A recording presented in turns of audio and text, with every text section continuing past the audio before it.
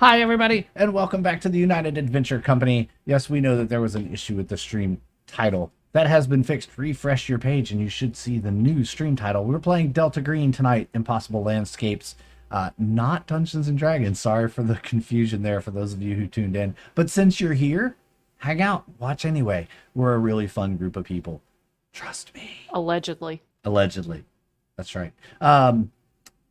This is the third episode of Impossible Landscapes, and being run by our handler Nathan.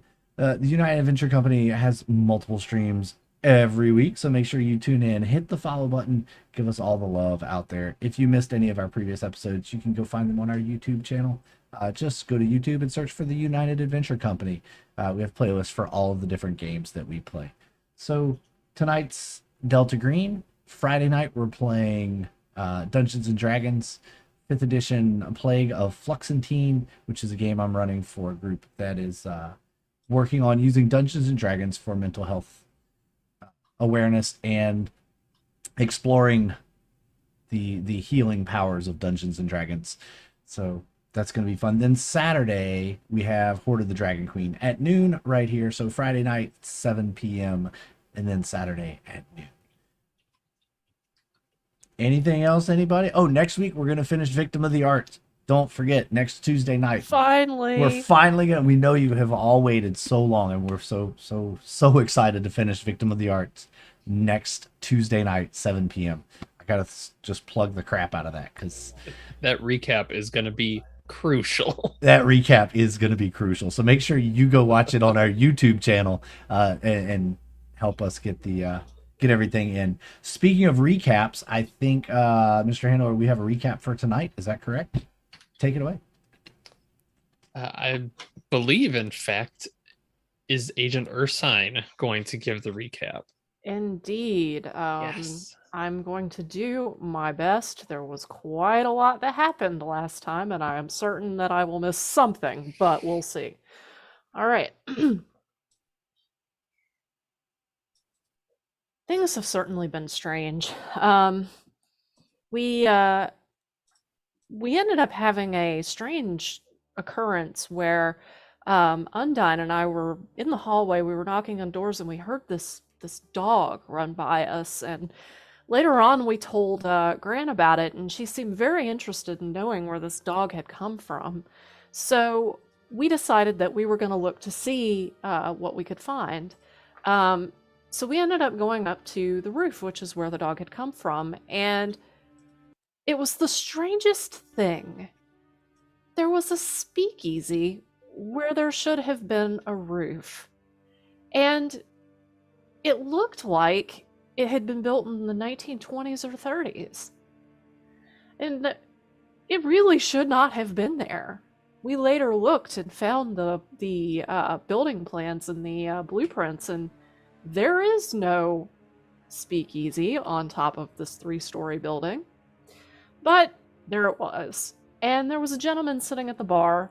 Undine and I tried to speak with him, but he was much more interested in Updraft, who he called Buck. And so Updraft went to speak to him, and we found out that he was the Mark Rourke that was in the previous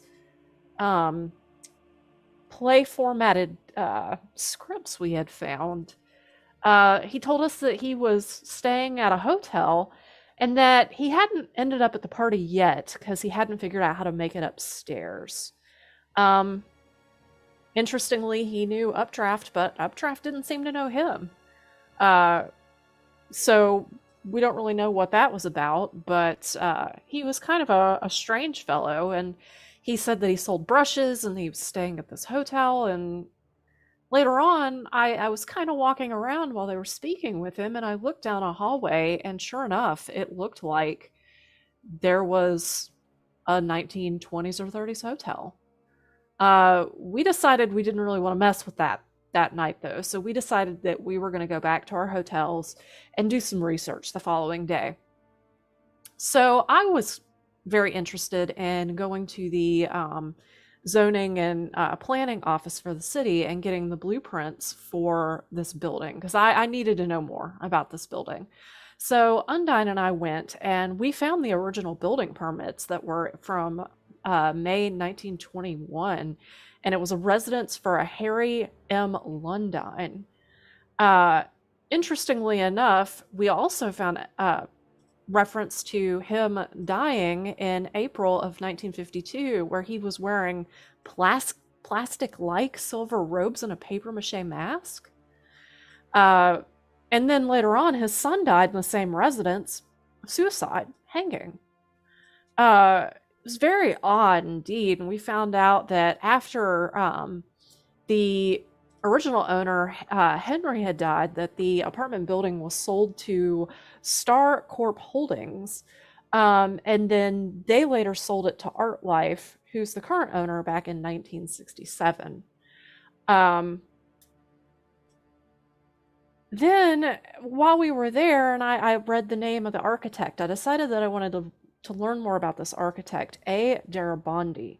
So we ended up going back to the library, which is where Updraft and Unicorn had gone to do their own research. And I found a woman there, a librarian, who was way too excited about this man who was apparently a serial killer. She gave me a couple of his books, The Devil's Craftsman, Darkness in the Corners, and she told me about how he had built this residence, and had built a number of residences in New York City. But apparently he had been drowning people for years and years, and a lot of them were children. So that was rather dark, but honestly not unsurprising. So at this point, Updraft decided to do a little bit more research into ArtLife, and he found that they were a nonprofit that would offer low-cost apartment rentals to local artists, and that there was one Cynthia LaChance that was the contact for the application, and we think maybe we should follow up with her. During this time, Unicorn did some evidence. Come to find out, the officer who was logging the evidence at Abigail Wright's apartment doesn't exist. So, needless to say, whatever he had gotten his hands on is probably long gone. We don't know if he was a friendly or if he's working with whatever's going on in this building. So then later on, Updraft and Unicorn decided to go back and talk to Thomas Manuel again about his blank painting. And he was very avoidant. He didn't want to talk about it, aside from he just assumed that they saw something. And he told Unicorn that he painted what he heard, which struck Unicorn as very odd. How does somebody paint what they hear? While Updraft was down there, he happened to see some records in the basement. That's something that we kind of put a bookmark on. We might want to go back and look at later. While that was going on, Undine and I had gone back to the apartment, and we started searching through all of the things that had been glued to the wall once again. And we found a napkin that had some mechanical diagrams on it, and it said Leo and Escriba. And we thought that was kind of interesting. We figured it was Portuguese. We have no idea what the diagrams are. It's just some mechanical diagrams. And then we found a military-style walkie-talkie from World War II, and it was actively transmitting. It kept saying India, Moon, Dallin, Exeter, Demonian, and Siri. So we found out, or we realized, that a lot of those names were of demons. So Undine was dead set that we find the key of, or the Lesser Key of Solomon. So we went and looked for it. The library didn't have a copy, so we ended up going to a strange bookstore run by a man called B.R. Robert, which, as Updraft pointed out later on, this is a man who has multiple first names, and that's very much a non-name, if you ask me. This bookshop was in terrible repair. It looked like it was just waiting to be condemned. The floors were sagging. There were towers of books everywhere that looked like they were just going to fall on us. Yet, the man seemed to be expecting us, and he seemed to know that we were looking for something specific. When Undine asked about the Key of Solomon, uh, B.R. Robert told us that instead we were interested in a book called the Hydromantia, which is a book about demonology from the 15th century. Um, and when Undine went to thumb through this book, he found that there were notes in the margins written in blue pen, and that at the end of the book it said that it had been owned by one Maribus, which once again is another demon. So there's the demon connection there once again. One of the notes in this book said, "Beneath Brodleben is a door." None of us are real certain what that means yet, but we know that it's important. So B.R. Robert also told us during this time that there were rumors that one Augustus Chastain and his sons may have been behind this book as well as others. And he happened to show me a book that was a diagram of horses. The horses had been vivisected and had been diagrammed out in a traditional anatomy sort of book with very detailed diagrams called A Horse by Degrees. But the price that Mr. Robert wanted was far too high. We were not willing to pay that, so we did not take that book. However, we did get the Hydromantia and a Latin dictionary so that we could translate it. By the time we got back to the hotel, we found that Updraft and Unicorn had done some more digging in the things that had been taped to the wall, and they found a photo of what we can only assume was Abigail's parents with their eyes crossed out and just removed from this photo, and a really strange clown arm reaching around.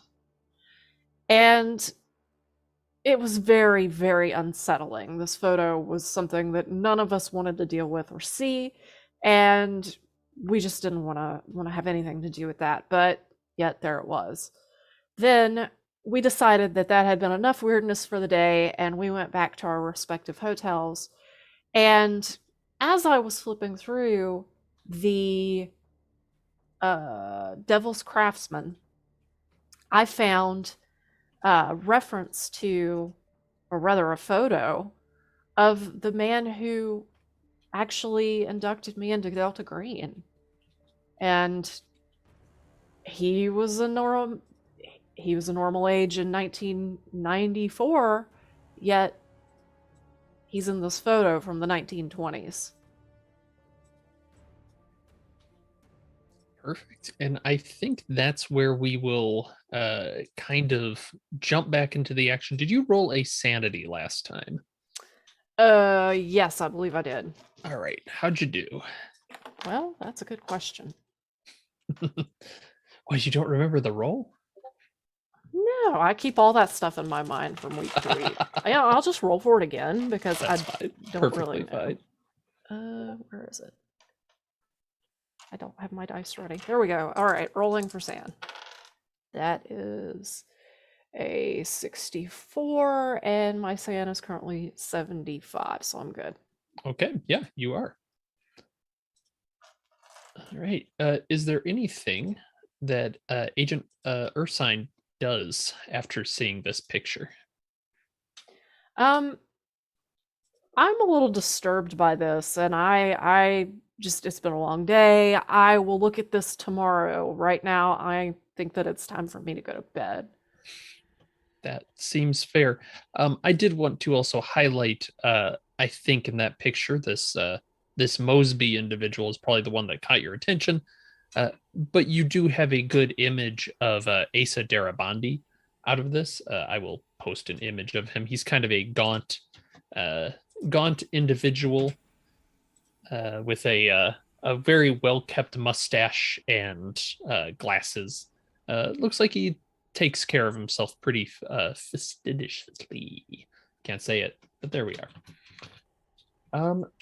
Let's go around the loop here. Agent Updraft, what are you doing? this night?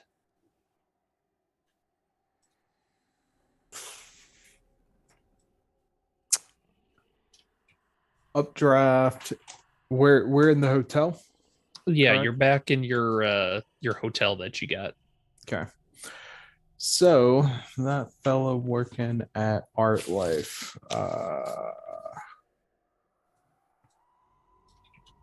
Not Lundin. That was the Cynthia owner. LaChance. Yes, Cynthia LaChance.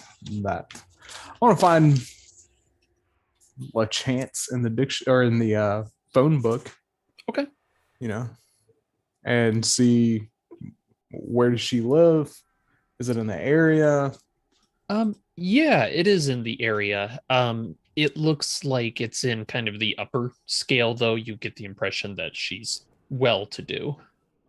Okay.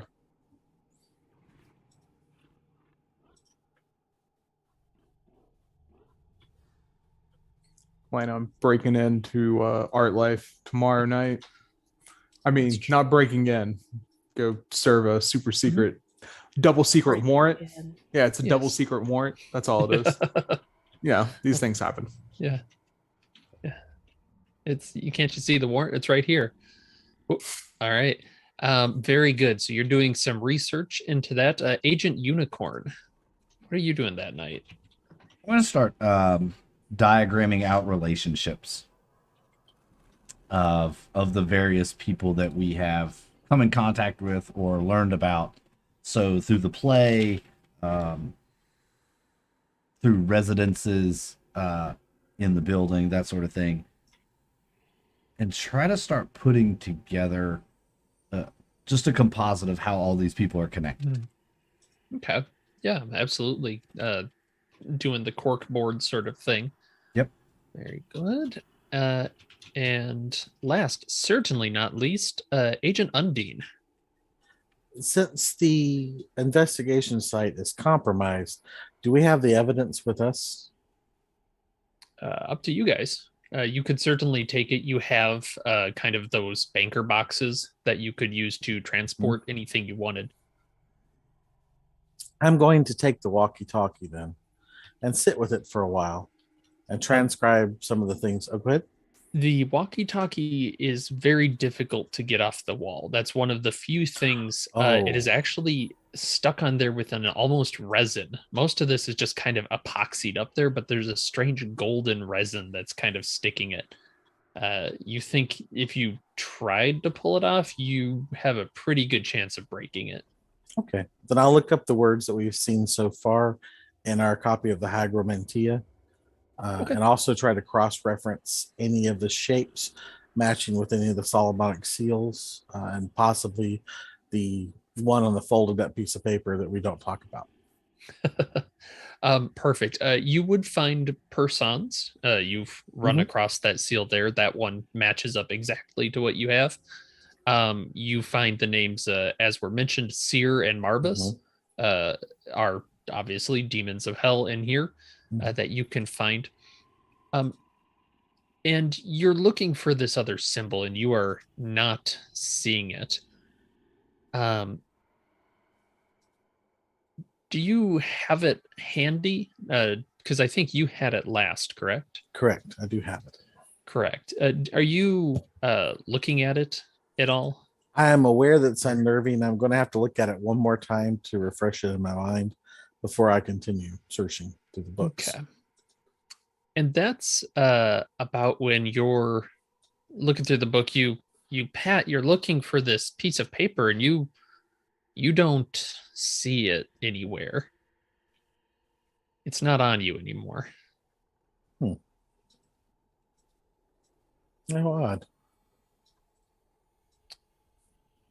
You do, however, since you said you are reading through the Hygromantia, there's this blue ballpoint pen that has been kind of scrawled throughout, and you find another bit of text in there. And can you roll a luck as well? You might get another. Okay, let's see here. score. Where is the luck stat? It's 50 50 up It's and just down. 50. Yep. Oh, okay, gotcha. Thank you much. It's real luck. Yeah. Nope, I did not get it. Okay. 66. Ooh. Yeah, that's you do not find it in this case, as you kind of spend the night looking up these various bits and having to do some Latin translation, so it's not the fastest thing. Oh, and while I have it in my mind, the since this is the year it is, I'll go over and get the yellow pages and white pages from the nightstand, which it feasibly should be there, and then see if I can find reference to the location mentioned as there being a door underneath it.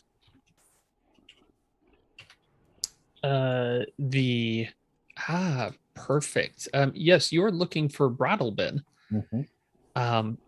And you look through, I believe we kind of talked out of game. There is an actual place, kind of an area that's Brattlebin. Right. But this is, you get the impression that this is very much a specific hotel. You're not finding it anywhere. Okay, so there's no reference to the area Brattlebin? No. Okay. It's just this one hotel. The one that we're in. No, the Hotel Brattlebin. Oh, Hotel Brattlebin. Okay. Yes, which you don't seem to find any reference to anywhere. All right. Well, I'll make a note to follow that up. And as the night wears on, I'll realize I've got to get up early in the morning for our run and then turn in. Perfect. All right. Well, if no one has any extra things, let's hop to the next morning. Don's going for his run. What are other people planning for the day? Updraft is going to go ahead and find some tools that might be useful for going into the Art Life building. Perfect. So hit up a hardware store. Good, yeah, absolutely. Making purchases left and right. Very good. How about Agent Ursine? I am going to go to the deli that we have been frequenting, and I'm going to take the Devil's Craftsman with me, and I'm going to sit there and drink some coffee, eat some eggs and bacon, and read this book. All right. Perfect. Agent Unicorn, what are you doing? I think to start, I will accompany Agent Ursine to the cafe and grab some breakfast. And then I would like to go down to, I guess, maybe the library or even maybe City Hall. I want to look up some of these names. The night manager, Mr. Castaigne, the superintendent, I have the super written down, but I don't have his name written down. But I want to. I'm specifically looking for obituary dates. I want to see if these people have passed on. Are they dead or are they still alive? Okay. So basically, looking through our list of people, we've met some of them, and I've checked those off. So I know that people like Thomas, the neighbor, he's alive, you know. But Van Fitz, Mark Rourke, I'm especially interested in because we met him, but just the timeline didn't seem right. So okay, very good. And Agent Undine, what are you doing in the morning? Well, I'll stop off and get some coffee myself, probably from a smaller shop during the run, and I'll call up our handler and see if I can get approval to purchase the horse by degrees. Okay. Yeah, go ahead and make a luck check again. Okay. As you're making the call. We'll kind of go we'll bounce around a little bit. No, I did not get it again. Yeah. You do not reach him, but would you like to leave him a message? Definitely. Voicemail. Okay. Whoa, Yeah. what year? 95. All I right. have voicemail. So you can leave a message on his answering machine. Yeah. The answering machine. Yeah. Yeah, exactly. Make sure you give incriminating details in this. on the Hey. tape The recorded answering answering machine. Hey, Yes, I'm that- sure they got a fancy one that auto deletes after you hit play. Probably. He's it turns out agents of Delta Green tend to be a touch paranoid. So yeah, I suspect he probably does have something like that. Perfect. But yeah, you're not getting a hold of him in the morning at least till try and get you a call back. Okay. Anything else? Once I finish the run, I will rally back at the deli because I figure that's where everyone is. Okay. Let's jump because I think we'll probably meet back at the deli. Agent Unicorn, what's your bureaucracy at? Bureaucracy is 41. 41. Go ahead and do a roll at plus 20% as you go to City Hall. We'll say they're open in the morning on Saturdays, maybe. At the very least, you're an This is FBI a agent. risk. You could probably get in. Yeah. You said plus 20, so that would have been Yeah, plus 61. 20. So yeah, I made it 53. Perfect. So what you find is you go through these things. The first names you're looking up this Castaigne individual. You're finding it a bit difficult. You don't have a first name for this person. So trying to find a specific one there's probably Castaignes throughout the city. Just not finding them. Okay. Fair enough. You look up Mark Rourke though, and you had already mentioned that you wanted to kind of go back a little bit because you were thinking his time's a little strange. You actually do find this individual. His full name is Mark Armin Rourke, and he went missing in 1933. Missing. You can see from the report he was an unmarried door-to-door salesman for the Fuller Brush Company.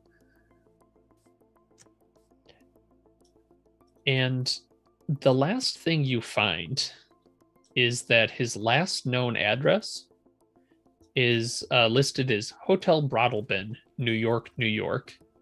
Does not have a street address. That was back before E911 requirements, so That's probably it.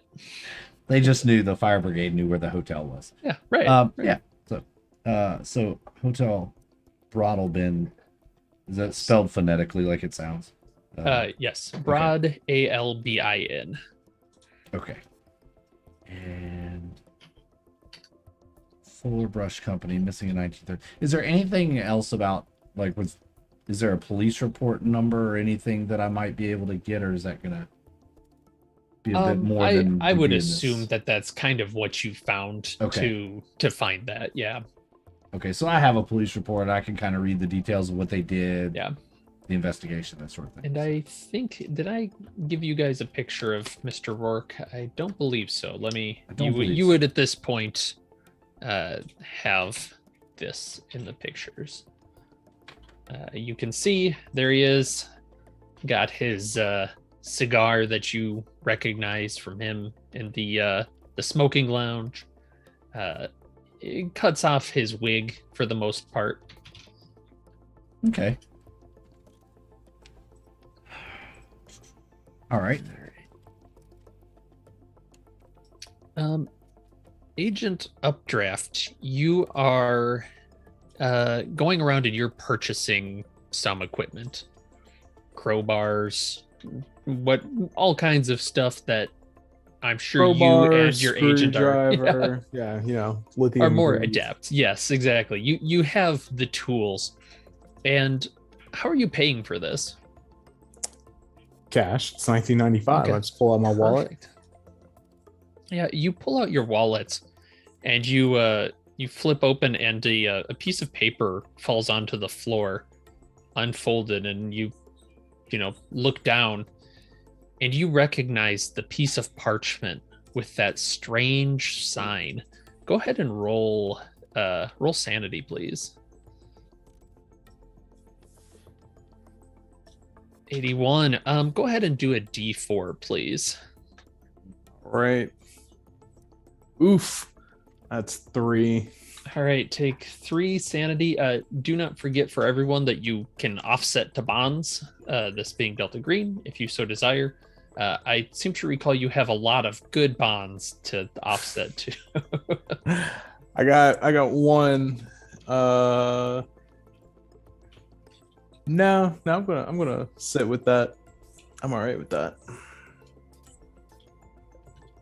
And there's a moment as you're looking at this on this hardwood store floor. You're waiting in line. You just look down at this, and we flash back into Updraft's life 5 years ago, and the light of this store fades down, and we're left with some dim lights. It's at night. You can hear the hiss of television static in the background, and Agent Updraft is looking down at his boot that is slowly, he can watch as this red tinge spreads through the carpet.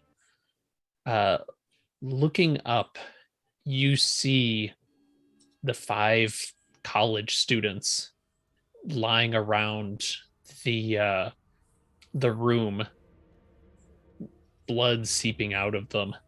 The gun is smoking in your hands. You're looking around, and the man that called you in stalks in. He kind of gives this impression of like a praying mantis, just the way he moves. He just kind of sucks in his breath, looking over at the scene with the television static, and just, shit, Buck, you don't mess around. Sorry, Agent Updraft. I mean, you guys brought me on basically to do this. So, yeah, Shit. Man, that one looks like my kid. God damn it. Yeah, they all look like somebody's kid. Yeah. And he kind of walks past you over to the VHS player, and he leans down and pulls out a tape. You can see written on the side of it, it says Top Chick 55. He kind of turns to you. Can you believe it's just for this shit? Look over at it. Just kind of squint his eyes a little bit. It's all right. It's not really my place to question. You're going to go far, Agent Updraft. You're going to go far. It's a lot easier just taking orders rather than trying to question them all the time. And Don't worry. Updraft is like, while he's saying this, like he's wiping the blood off of his boots, like on the couch, like off the toe, like on the bottom of the couch. Just doesn't give a shit. Just, yep, this is his career now. Not that it wasn't his career before. So, Right. Yeah, and this gaunt man stashes the VHS in his coat pocket, pats you on the shoulder as he walks by. Make sure you make the fire at least look like an accident. And we cut back to the clerk leaning over the counter to look at you. You all right there, sir? You're right? yeah, I'm fine. How much was it? It's $50, we'll say, for everything. Updraft's gonna go ahead, thumb out 2 20s and a 10. Hand them to him. and he takes all the tools, puts them in the backpack. And he's just going to put it on and walk out, receipt in hand. Have a nice day. You hear the little cheery bell as you walk onto a beautiful New York morning. Smells great. And we will jump from there to Ursine reading a book. Yes, so exciting. Yes, very, very thrilling. So you are looking through this more. You are finding out more about this Mr. Darabandi. And it really talks a lot about these thought experiment houses that he built. It sounds like he built a few of them for different wealthy families around the area. You do find his name is roughly in connection with a place called the Bellaflor House. That's one of his earlier creations, as it were, created in 1911. The reason that one kind of is interesting is that there was a disappearance there. And Emmeline F. Fitzroy, kind of a child genius, she wrote a book, actually, on her 12th birthday. It was published. But she disappeared at the age of 26. How old was she when she wrote the book? 11? 12. She was 12. Okay. And the book is A World Without Doors. And she disappeared when she was 26. Correct. Emmeline Fitzroy. Okay. Correct. And that's kind of an interesting one because there's obviously speculation that did Asa have something to do with that? They're not sure. But it does speak of a number of people. A name jumps out at you, though, as well. LaChance. And it might take you a second when you go, oh, right, LaChance, like Cynthia. Art Life. Yeah, Art Life. But the name you see, Damien LaChance. It looks like his name shows up in the list of people in Asa's book of people he supposedly drowned. Okay. And he died on the 3rd of April, 1948. Obviously, it's difficult to confirm whether or not that's true, considering Asa disappeared, but it's widely believed that he was drowned by the architect. Okay. What was the date? 19... 48. 3rd of 48. April, 1948. Okay. Got it. And I think that's about where, unless somebody else is not going to the deli, the group can meet up for the day.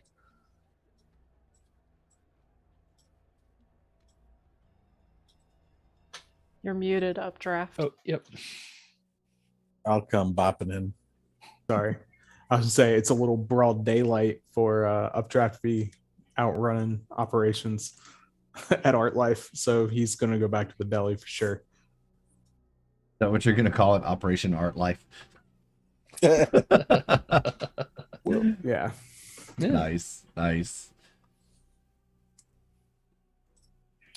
Well, I picked up some stuff to make some cookies later for y'all, so I know you want your Excellent. cookies. Are you going to be making cookies in Abigail's apartment? That seems like Yes. it's probably All fine. the- It's going to be real Well, hard with that oven door shut. Maybe Oh, that it's young go man off that the lives across the hall let me use his kitchen. He doesn't seem to use it. So it probably won't bother him much. Exactly. And he has an unending supply of fresh milk. Hmm. Exactly. Which makes me curious as to whether or not we should consume it. I mean, you already did. So I, Too late. I feel okay. Guinea pig. Yeah, you just had a little bit in your coffee. You felt okay. If I live forever, we know why. Well, you'll know why. The rest of us will be dead. So something's been bugging me. There's a lot of scribbling in the margins here in the Hygromantia. And last night I stumbled on this little phrase, Bale and Wild each. I got to thinking about it. And of course, Oscar Wilde jumps to mind for Wild. I checked and it wasn't one of the demons listed in the book. But I couldn't find a link to Bale the Demon and Oscar Wilde. But Oscar Wilde's father was an archaeologist who published some documents about like early Britain, early British Isles, and did write a little bit on folklore, although I'm having trouble recalling if I've seen anything about that. Do those names have any correlation to any of you guys? No, but we have seen so many names, it's a little hard to keep track of it all. Yeah. I believe actually Undine and Ursine, go ahead and just make a int roll.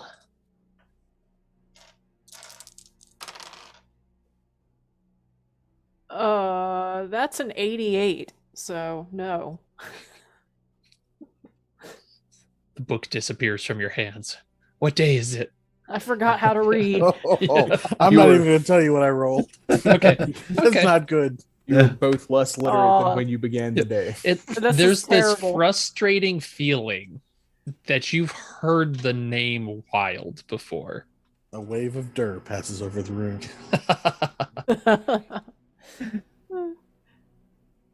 Everybody needs more coffee, clearly. Hmm. Well, I guess what phone number, by the way, did you give the handler there, Undine? Do you have one of those big bulky cell phones, or did you just No. leave like the hotel? Actually, it'd be really cool if I did have a walkie-talkie cell phone. I mean, it's 95. There's no reason you couldn't have a cell phone of some kind. bag Yep. phone. Yeah. The wife would probably appreciate it if she was allowed to call. No, I probably would have a pager. Okay, yeah, there's some decent things. Yeah, then you'd get a page from the handler that basically is say get to phone, can talk, like not much time. I'll go outside and look for a payphone. Yeah, you can. It's 1995. There's payphones all over the place. It smells terrible, I'm sure, but Yes. Someone's house. yeah, and dial it up. You hear the familiar cough and hack of Agent Marcus. Agent Marcus, what do you need? There's a book that we'd like to get our hands on. It's a little bit out of our purchase range.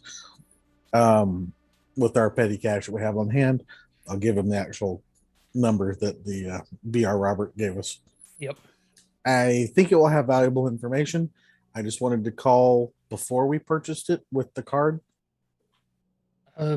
Yeah. Go ahead and do a bureaucracy roll.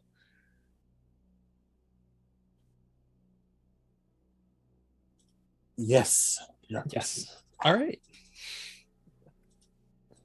So positive on that. Correct. All right. Yeah. Yeah. Yeah. We'll. That's fine. Put it on the card. We'll cover it up if you can. I mean, it's just a book, so sure. How's the cataloging going? We found some objects of interest, and the building definitely seems to be under the influence Shit. of what we don't know. Fuck. You hear him kind of turn the phone away as he swears, and then he's kind of like, "No, it's nothing. It's nothing. Go ahead and go back to sleep." Fuck. Okay. Can it be contained? That's hard to say because the building itself does not have tangible borders. Uh, It changes. fuck. Okay. You have to get more information, I think. You Agreed. need to figure out, okay, you need to find if this can be contained. If it can't, you have to figure out a way to destroy it. It seems to be a train that's barreling forward regardless of what we're doing. So we seem to be able to weave in and out without causing too many ripples. We're continuing to do so. Okay. Be careful. Will do. Thanks. Yeah. I will be out of pocket for a little bit. I have some things I have to take care of, but keep me in the loop. I'll try and get back to you when I can. I'll periodically leave you a message. Oh, you are checking to make sure you've not been followed, right?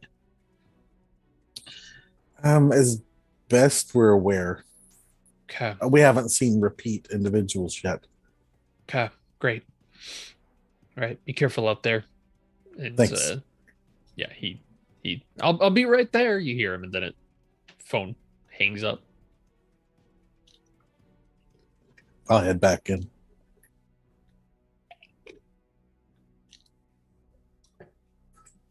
Well- Yeah, go ahead. Oh no, you go ahead. I was say, so you come back in, and I'll chime in that you mentioned connections, and you mentioned putting pieces together.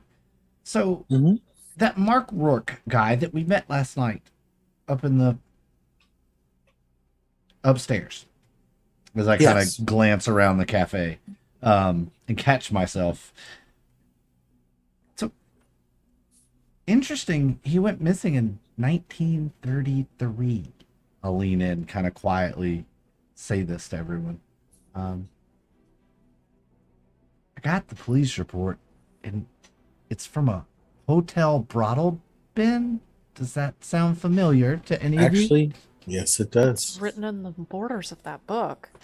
I'll spin the book around. And he was a door-to-door salesman for the Fuller Brush Company, of course, as he says. So, but his last known address was the Hotel Brothel Bin. Did he live here? Was this the Hotel Brothel Bin? Thank you, Unicorn. For what? Brushes. Brushes. There was a painting. The twins, requested by a Mr. Wild. Yes, that's right. That's right. Thomas. That's right. Thomas said he was. You told us about that. He was doing a painting, a commissioning. Bale and Wild each. Perhaps they were the twins in the painting? That is true. We can't see what that other image is in the mirror. Well, you do, but it is not like a reflection. The person in the mirror, in the back, like you're kind of seeing their back, looks to be normal sized. The man in the mirror seems to loom over him and has a deeply scarred face, and the ears are kind of a weird color. If you saw him in real life, you would remember him. Perhaps one of them is Wild and one of them is an embodiment of Bale. We could ask Thomas. Yeah, we could. I mean, that's we a good idea. could ask him. He seems to be some sort of a medium, but he doesn't seem to be very aware of what he's channeling. He's more of a conduit. Yeah, conduit's the word I'm looking for, yeah. Well, I already have to check in with him about my painting that I purchased from him, so maybe that's an opening I could use to ask. We'll also be paying a visit to BR Robert later if anyone would like to come along and see for themselves. I would certainly like to go back. Hmm. Perhaps. All right. So who is doing what then? Kind of taking this as you've spent the morning run around. What's the afternoon look like? So I think Updraft probably showed up like right about the time we were dividing up for the afternoon, or once we were deciding what we're doing for the afternoon. And he is going to leave an open invite for whoever wants to go with him, and he's going to set up an observation behind Art Life, see what's going on. Like basically, like we're gonna go hang out on a roof Well, and figure out what's going on. I believe we need to maintain the buddy system, so if Unicorn or Undyne don't want to go with you, I will. It's going to be real fun, folks. August, New York, hanging out on a rooftop. I mean, I can't believe that all three of y'all didn't just immediately jump at it. But it's understandable. I'm used to spending time outside. I mean, camping is one of my hobbies. I'll be all right. It's a little You can I want warm to up get there some for me. sunscreen, though. Do want to get some sunscreen. The pigeons will appreciate the cookie crumbs. It's just the camouflage. They're just under a flock of pigeons. All right. So yeah, that makes sense. Updraft and Ursine will go scope out Art Life for the afternoon. Unicorn and Undine, are you sticking together?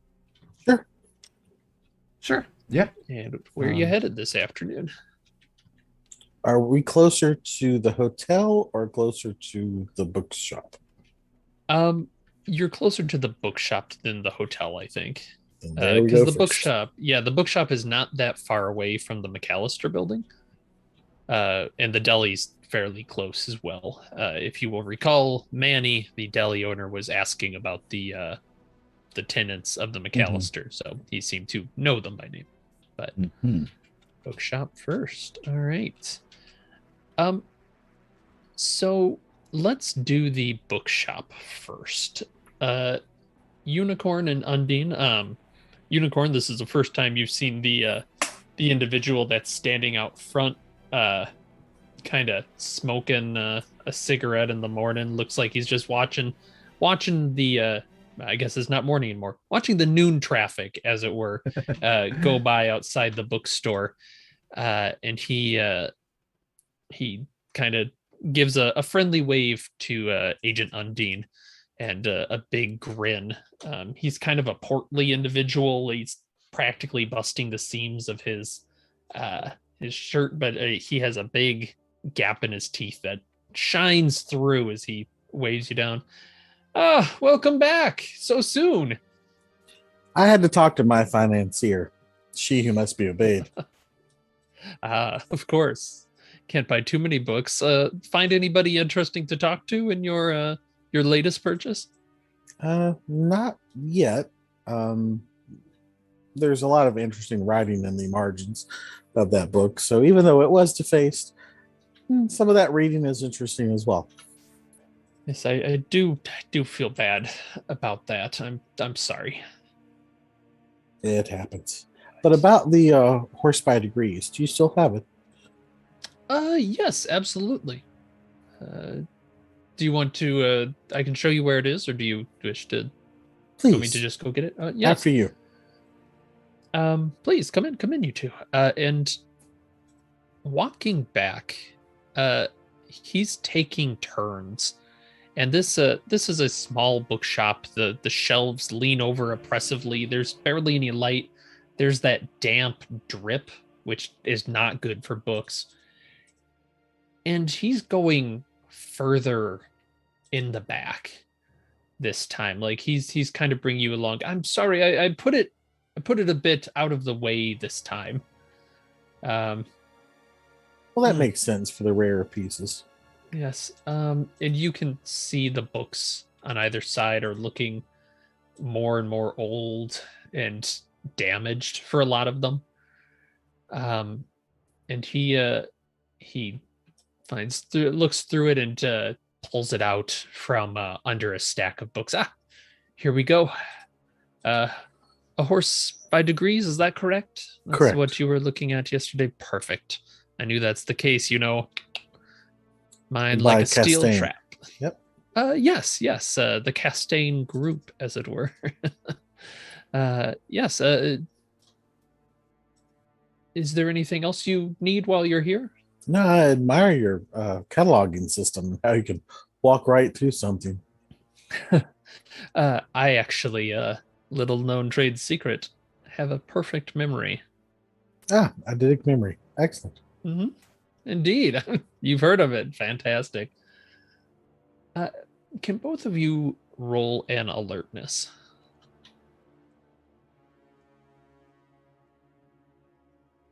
Book avalanche. Got a 6. Yep. Avalanche. I am good to go. I am unaware. I'm staring at all the books in awe. As they fall on you. Yeah, right. And crush Well, my- Nothing quite so sinister. I have a 6 of 20. not quite. Yeah. That's great. You're talking with Mr. Robert, and you see through the bookshelves that there is a man, kind of a small, dark-haired man in glasses, dressed in this very fancy lavender suit that is kind of looking around him. Do you, I'm sure you don't have fashion history. Do you have history at all? Oh yes. I'm What an is your archaeologist, history? anthropologist? Let's see. 60%. All right. You would recognize him. He's dressed as something from the 1920s. And Is he matching the description of Asa? he is. I can see him through a gap. Yeah. So go ahead and roll sanity as you're seeing this man that should not be there. Okay.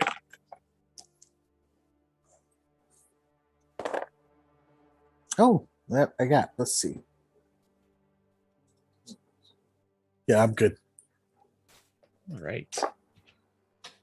Yeah, and you see he's looking kind of furtively, and he pulls a book out of his pocket and slides it into the shelf, and then kind of briskly turns to walk away. I'll try to make note of where that was. All right. Mr. Robert, do you mind if I look Mhm. around a little bit? Oh, not at all. Go ahead. I'll be careful not to bump anything. Oh, please. Is there anything I can help you with, ma'am? He says. Actually, yes, Mr. Robert. I'm a bit of a connoisseur of old buildings. Mhm. Would you happen to have any books that maybe detail the archaeological history of the area? I'm not from here, but I love old buildings, and they just speak to me in a way. So even if it's just a pictorial reference, would be wonderful. Yes. I think I know exactly what you're looking for, in fact. Oh, great. Yes, come this way, and he'll lead you out. And he actually gets you some copies that Agent Ursine had found of the Devil's Craftsman and kind of those related books. He seems to know roughly that that's what you're looking for.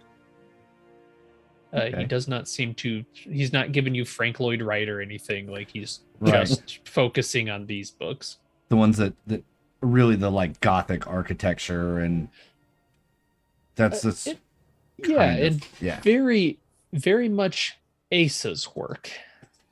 exactly. Local relevance. I didn't want to drop Yeah. the name again as to raise suspicion, but and I look at him. You look like a man that enjoys a good cookie. Do you like cookies? and, offer, Yes. and I will bribe him with cookies as well. Nope. to give him a couple of my fresh homemade cookies that they're Danish butter cookies from the blue tin, but no one actually knows that. And I'll flip through, and you know what I'm looking. I guess gonna flip through and see if I catch any just certain index in the book. Actually, There would be probably like a chapter list. I don't know, historical type reference things. Yeah, there might be an index. just like a list of buildings alphabetically. There are yeah, you'd be able to find that list pretty quickly in there. You can see the McAllister building on there. You can see the Bellafleur on there. Is there a Broadalbin hotel listed in the book? And I'll look through a few of these books too, just to see, because I have a theory and I'm trying to look at the timeline and buildings and stuff. I no, he did not.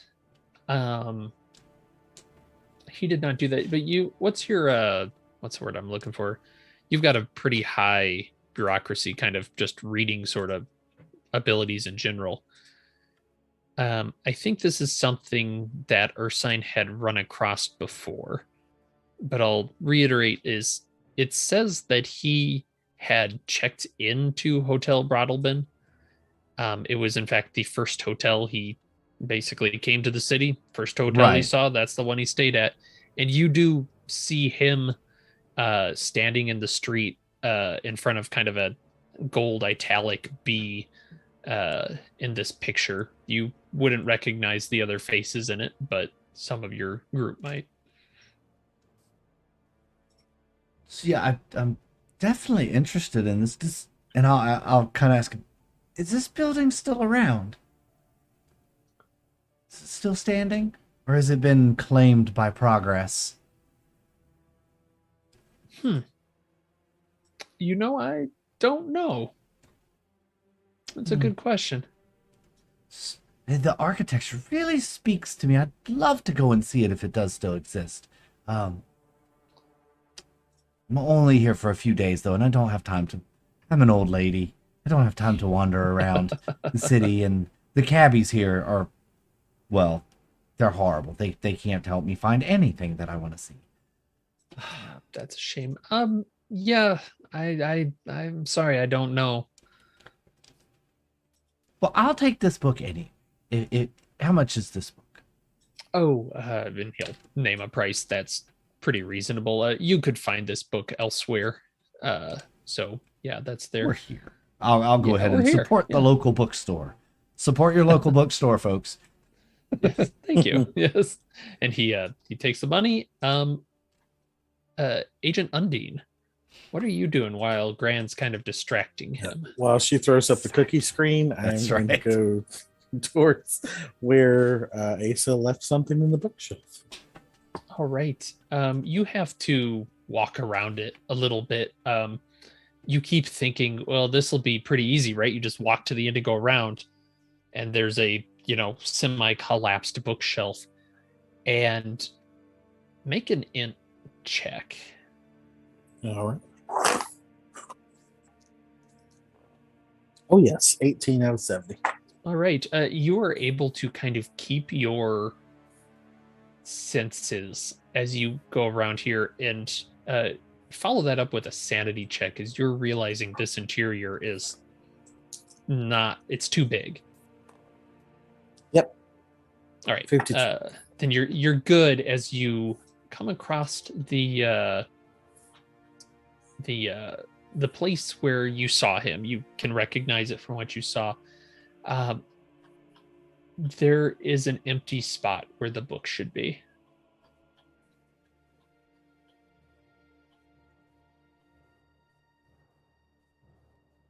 Did B.R. Robert pass the spot to grab a No. book? Nope, they went up much closer to the front. That's where some of the more recent things are. Right.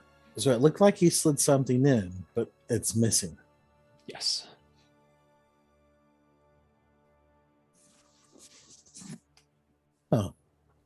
What is there any kind of logic to what's around it?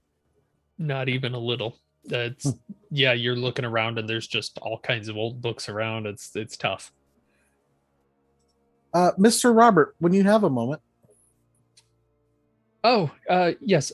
Excuse me, miss. I'll be right back. And he navigates the bookshelves with aplomb and walks up.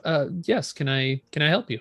when I am antiquing and looking at old books, I usually kind of just go with my gut feeling, and I found myself here. And oddly enough, as rare as bookshelf space is in this shop, there is an empty spot. Huh. So there is. Yes. We sold that. Yeah. Do you recall what it was? Yes, I do. Of course. Well, you don't seem like you're a French speaker, so I'll say the book is named The King in Yellow. Yeah, that would be the English translation. Okay. Yes. What's it about?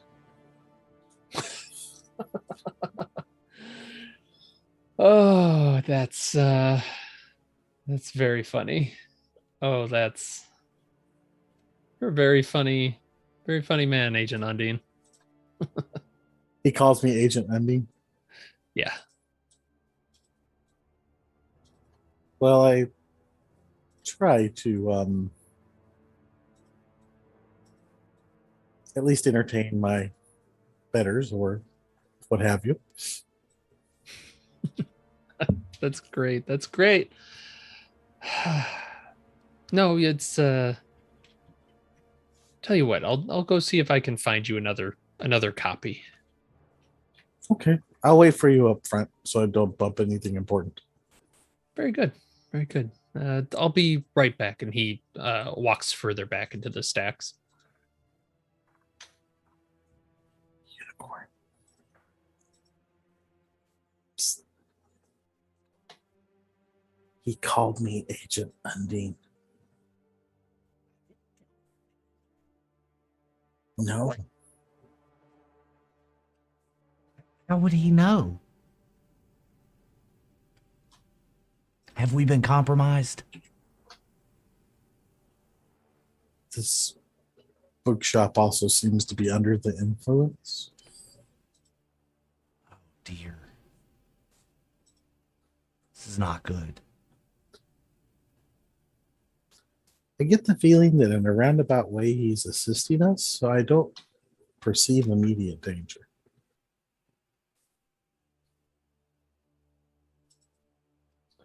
And yeah, you say danger. And that's when he kind of, you hear him walking through the bookshelves, kind of jostles one as he walks by. Here we go, hot off the presses. Here you are. And he hands you this red leather book. You can see, yes, it looks quite nice. The front of it is stamped with the same symbol that you've both been affected by.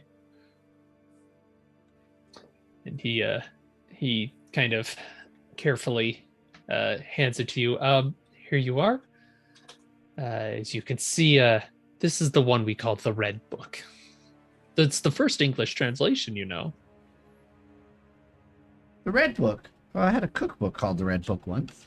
Well, I mean, it is The King in Yellow. This is just how we refer to it here. It's a little, you know, with books, there's editions and whatnot. Yes, of course. Is this a extremely rare version, or is it a common circulated one, or? Oh, that's a difficult question to answer. I've never heard of it. That's surprising. I would I've have thought you seen would have. the symbol, though. Oh, you've you've seen the yellow sign. Yellow sign. Apparently I have. Yes, we have. All right. Well, I'll tell you what. You can have this one for free. It's for free? Yes, of course. Please. Think of it as a charity. It's a lovely book. And it truly is. It is very nicely put together. So you laughed in my not knowing what it is. Can you give me a synopsis?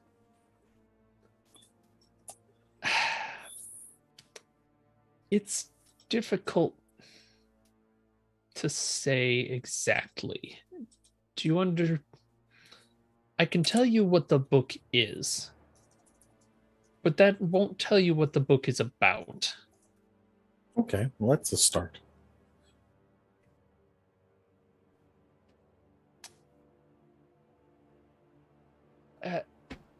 It's about. Hmm. And he genuinely seems like at a loss for words as he's trying to think it.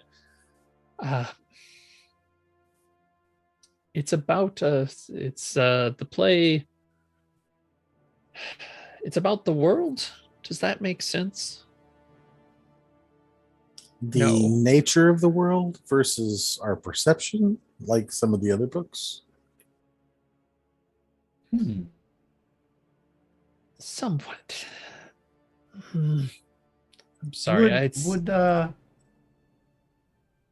just kind of a wild shot here, but being an anthropologist and having studied and having a PhD in that, would Mhm. that kind of give me any like how cultures think about the world? Maybe kind of is kind of the angle I'm going.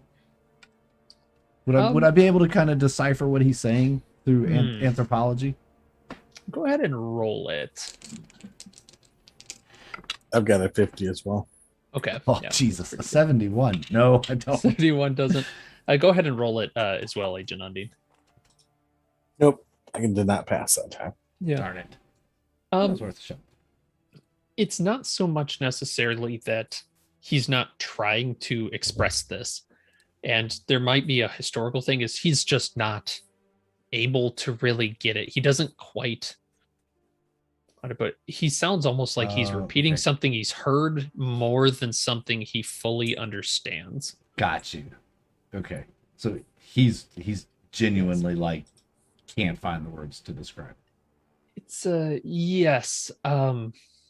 Maybe you're not allowed to tell me? Oh no, I would be able to tell you. It's I mean, I could tell you about the people in it. I could tell you these, but at that point you might as well read it. Read it. Yeah. Yes. I mean, I can tell you it was originally in French. It's a play. Oh, That's a start. Yes, Leroy and Juan, the King in Yellow. That's, I believe. that's close to Latin enough. I can work with that. Yeah. All right. Well, Fascinating. Well, thank you so much. That's surprising to have such a rare piece of literature just fall into my lap like that. You're very kind. Thank you. well, I and am nothing but not a servant. Here is your payment for the horse by degrees. Oh, excellent! Thank you very much. And he takes the credit card and does the credit card his stuff. Puts it on the carbon copy machine. Yep. Crunk, Chunk, yeah. Yeah. That was 1995. All right. Thank you. Thank you two very much. Absolutely. Thank you. Have a Mr. Ron. wonderful day, Mr. Ron. And you two head out from the store, and we will cut a little bit across a few blocks to Undine and Updraft. You are scoping out this Art Life building, and it is a Saturday. You are not seeing a lot going on in this. You might see a couple people enter the building because it is like an office sort of thing. You imagine there would be various places available for other people to use. You might see a couple business people walking in, but no one matching Cynthia LaChance. Updraft, you've had an opportunity to look at it. So scoping it out, you would be able to see there's probably like a good entrance to use, or you could realistically probably go inside the building proper and just go inside a door from there if you didn't want to enter it roughly from the street. No.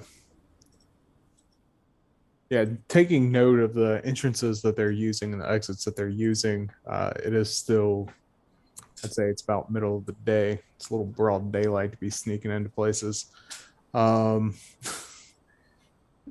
he's going to be watching and just kind of staring. You know, he's not standing like looming over the edge like a gargoyle. Yeah. He's standing back a little bit so he can just see over the edge and just see everyone walking by and going in and just kind of getting a feel for the building. And yeah, it's not an exciting job. Agent Undine, is this something you're used to, this kind of surveillance? Ursine, you mean? Ursine, yes, I'm sorry. No, this is not something that I've ever done before. And I basically just came along because I don't believe that any of us should be wandering around by ourselves. So I have basically just found a place to sit, and I am just sitting and thinking about everything that's going on. And I'm also watching Updraft because I'm trying to get a feel for him. Does Updraft try and break any conversation, or is it straight by the books? When they got up there, he set the his backpack that he brought with him, down next to the wall where Ursine is probably sitting. And with that, a man of very few words, he walked over. You saw him try a couple different places to just kind of see what he could see from each position without being all the way up on the edge of the building. And he finally just kind of settled on one, and he's more or less just standing still, just being real quiet. Doesn't really blink a lot, just breathing in place. Yeah, and I'm watching this. I'm just trying to get a feeling for who Updraft is, and I can see the intent, the how intent he is, and how he can be very still and watchful. So that's kind of what I'm taking away from this, is that he's planning, obviously, but that he's got a lot of patience in him. Yeah. He's also taking note of when people go in, which offices he sees them through the windows, like if the lights come on or whatnot, just so he kind of has an idea when however he goes in that building, he kind of wants an idea of who is where and where this office might be, especially considering that Art Life is not open today, but the other businesses are, or maybe. All right, yeah, and there's no like thing that kind of stands out. They'd just be standard law businesses, maybe an accountant or two. But yeah, you can see there's a lawyer that goes in for a couple hours, then heads back home. So you kind of have a look. Is there anything else you guys want to do before the sun goes down? As the sun is getting ready to set,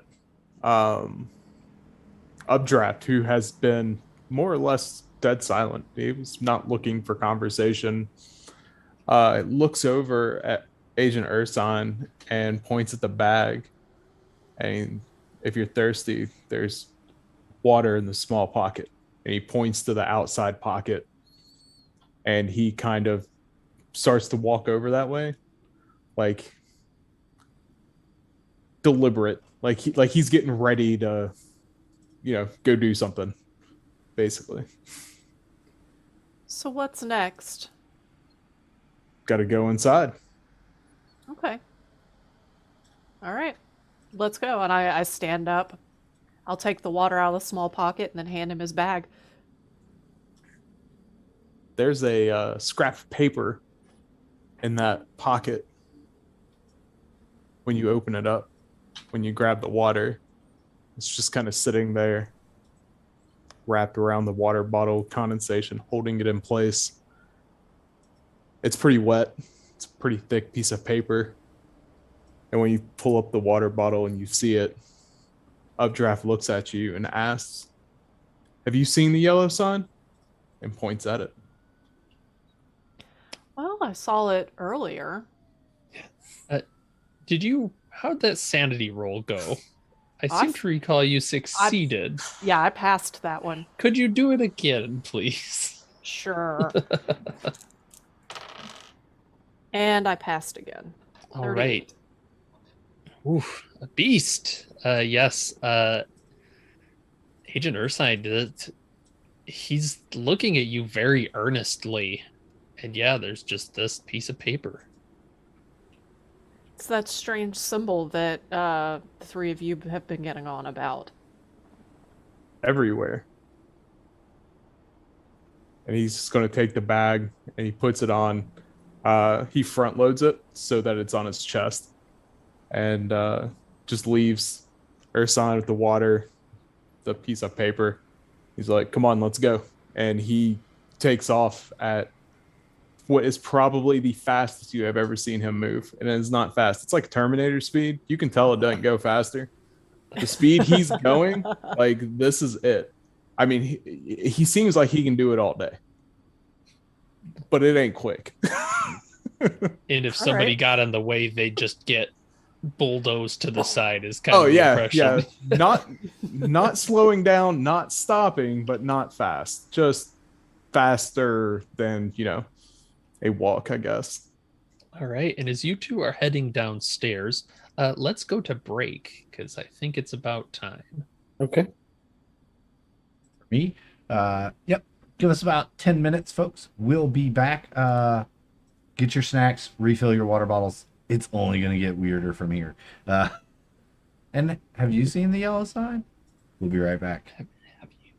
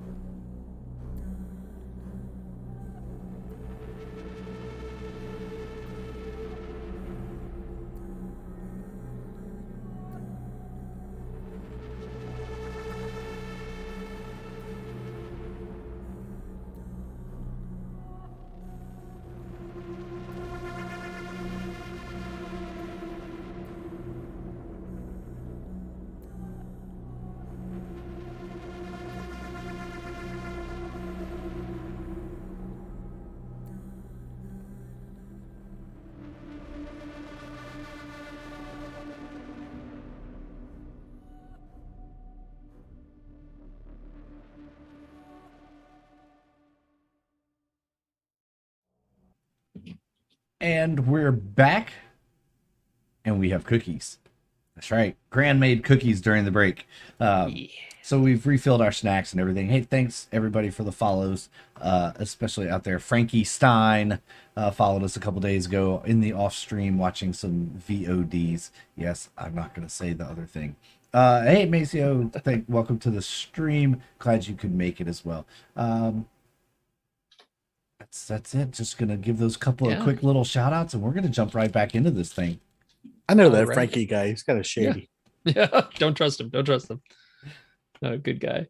All right, so we will start with Agent Updraft and Ursine. You are heading down. The sun's kind of faded below the buildings. We're talking about 8 o'clock. I may have looked it up. And it's New York. Even on a Saturday, there's people walking around, but they don't seem to pay you very much attention as you bustle your way down. How are you going about getting into the Art Life building? The door that everyone else has been going in and out of without issue. Just gonna walk in, carrying his backpack, but it's like a plumber's bag. You got a bunch of tools in it. It's made to carry weight, and just gonna go walking in, and if there's no one that he sees in the doorway, he's going to walk up and try the handle at Art Life. The handle is locked, as you might expect, but looking in, you don't see any lights on or anything. It appears to be unoccupied. Okay. Yeah, so we're just going to go ahead and unlock that door using a plethora of tools. Do you have any criminology by any chance? I got criminology. I don't have your sheet open, but I believe you. Okay. I do. I got 32. Yeah, you got 32. Do it at a plus 20, just to kind of see how that goes. All right. 45. All right. Yeah. The door, with a deft action, you managed to pop it, and it's not perfect. It isn't critically successful, you might say, but it is successful enough that if no one was looking that hard, they probably wouldn't even notice that you popped the door open. And it swings out, and you can see a fairly small office. There's a room for a receptionist, and then another smaller room beyond that. You see various sculptures just kind of set around on shelves and little pedestals, all with the little tags under them. They hold kind of an eerie shape in the dark, with just the filtered light of street lights that are starting to turn on. Okay. So, all right. When they get in, Updraft is immediately, he's here looking for something. He's gonna point at they come in, he closes the door behind them, and he sets the trash can so if the door opens up, it'll hit the edge of the trash can, it'll make sound, and then he's gonna look at Ursine and he's gonna say, the night manager, Chastain, Darabandi, that Rourke guy, whatever you can find on anybody that we've already seen. What's that little squirrely fella, the illustrator, Lewis. Him, anyone. And of course, I think it really goes without saying that we're anything about Abigail. Understood. I agree. And he begins to he's going to shake down this office, looking for any information he can on any of these people. All right, very good. Go ahead and both of you roll a search check as you start to dig into the office. Oh, that's no good. There's cabinets 14. around. 14. Yep. All right. So you both will. You'll still get it. However, Updraft, you're not having very much luck. You're kind of getting buried in things. If you have time, you can do it. Ursine, you do find actually some bits about the McAllister building. Particularly, you find In the closet. some records from a collection agency. It sounds like Art Life was trying to get back rent from the tenants. In fact, every one of them is named. It appears they haven't paid their rent in more than a month.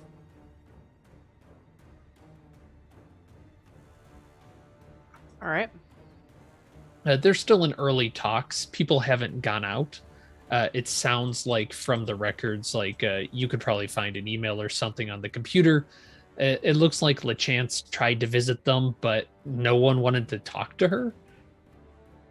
And the other side of it, kind of the more structure of Art Life, doesn't have a lot of sympathy. In fact, they kind of say, well, if we got to evict everyone, great. We want to reno the building anyways. If we get everybody out, that's perfect. Okay. And you succeeded pretty well. So it's not taking you that long. Something that also kind of catches your eye. You see something from the power company and the water company. And go ahead and I guess you don't have to yet. Yeah, go ahead and roll a sanity as you realize they've turned the power off to the McAllister building and the plumbing. It's a pass. 51. Yeah, the no loss at all is, yeah, that building shouldn't have anything going on. Cable 2, it sounds like they sent somebody out to turn that off. Isn't that everybody in New York in the 90s? Like everybody's still in electricity and cable. Interesting. All right.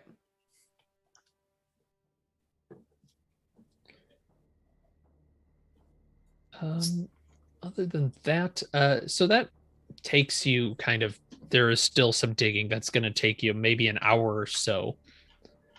Is there anything else you guys are still looking for? You want to go deeper? I'm interested in seeing if I can find Cynthia LeChance's desk.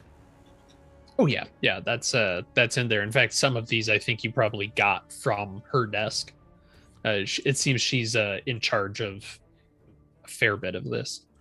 Updraft's gonna look for safes or lock boxes, anything that might be hidden behind a painting, because these people feel like a joke to him. Like they almost feel like a cartoon, you know? And so he's just that, but he has a goal here. So anywhere where they might keep money or keep anything locked away. Okay, yeah. Go ahead and roll. You know what? You'd find the safe. I think that's probably not terribly difficult to do. It's actually just built in under the desk. It's like bolted to the ground. They have one of those. I don't suppose you have any sort of art things. That doesn't seem updraft speed. Art? Yeah, no, okay. I mean, get the there's comics art here. Yeah, I get the art could comics be on worth- Sunday. Yeah. Yeah, art could be worth something. Who knows? There's art around the place. Oh, no, I'm not necessarily looking for the art, but I am going to try and crack that safe. All right, give it All a right. shot. Is that 36? What was that All at? right. Just Criminology? criminology, I think. Yeah, that makes the Damn. most sense. Just barely under 32. 36 on a 32.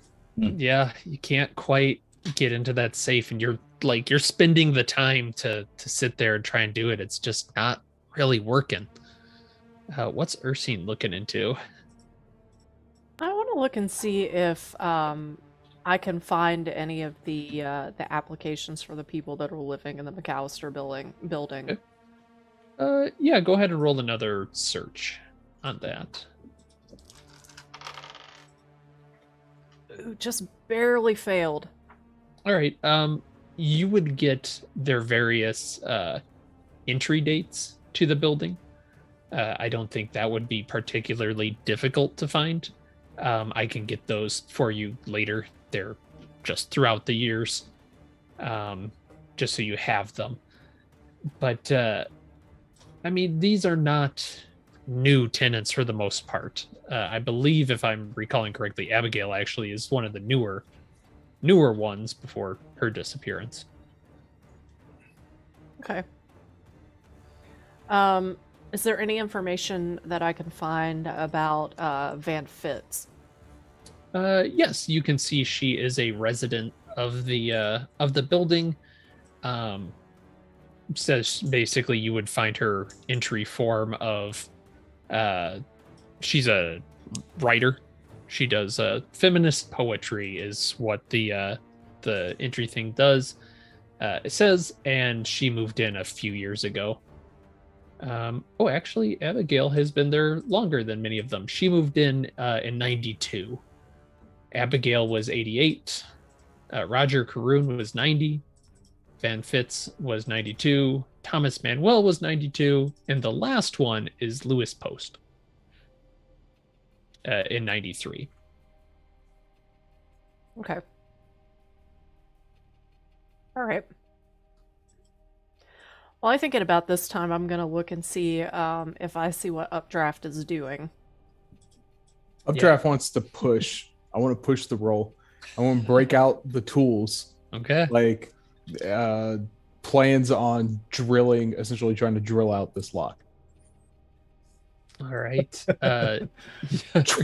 You see him breaking this out, and you watch. It isn't quiet necessarily, and it isn't super fast. It takes a little bit, and you're kind of looking over your shoulder the whole time. And eventually, you have that pop, and the safe opens up. In it, you do find a good bit of cash. Probably a couple $1,000s. Doesn't even matter. Easily. Taking all of it. Scoop. Could have been $50. What? Is that really necessary? Oh, I'm sorry. Did you want them to know what we came here looking for? Well, fair point. Is this your first time doing this? Just stuffing the money in the bag. I kind of just give him a look. Like, okay. He assumes it is. He says it because he's an asshole. Mm-hmm. There is additionally a police report in there that you can see. It looks like they kind of kept this because it's a bit more sensitive. Yeah, it's coming too. Everything in the safe. Okay. Well, that's interesting. And just taking a quick glance, I assume you can. It's just a report. You catch the name Abigail Wright at the top of it. You realize that this is a report from 1994. I will put the text in the handout if I'm checking. So this was reported to the New York Police Department. It is a mugging that was done to Abigail Wright on the roof of near the roof door of the McAllister building. She was mugged by, quote, an older man in a silver robe and a mask. The man demanded that she show him, quote, where the tunnels are. He, at that point, knocked her down, kind of looked through her stuff, and ran off. Put Could've that been text any- in the handout. Could have been any Tuesday in 1995 New York City, according to the media. Yeah, it didn't. I don't think there was necessarily a large response to this. It doesn't look like anything ever came of it, but Art Life was keeping just historical records. Okay. So Updraft is going to bust out the Clorox, well, not the Clorox wipes. What are they? The baby wipes? Is that what we had in 95? so long ago. Yeah, Yeah, he's there's just gonna, baby wipes. yeah, he's just gonna So- wipe everything out. I couldn't think of, I can't remember when Clorox wipes became a thing. I want to say Yep, it was like wipe, closer to wiping it 2000. down. Yeah. Yeah. Wipe everything down. Okay. And at this point, with kind of how the rolls have gone, it's taken a couple hours of just digging, finding through stuff.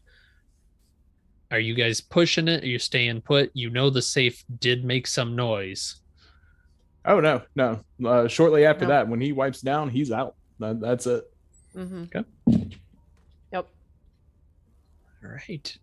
Very, very quickly, the door swings shut to Art Life, and you hear the little click. I assume you put the trash can and whatnot back. You did this professionally, and you are now a couple $1,000s richer. Oh. And I mean, for now, sure. for now, yeah. We will cut back and back in time a little bit. Unicorn and Undine, you got done with the bookshop. What did your afternoon look like?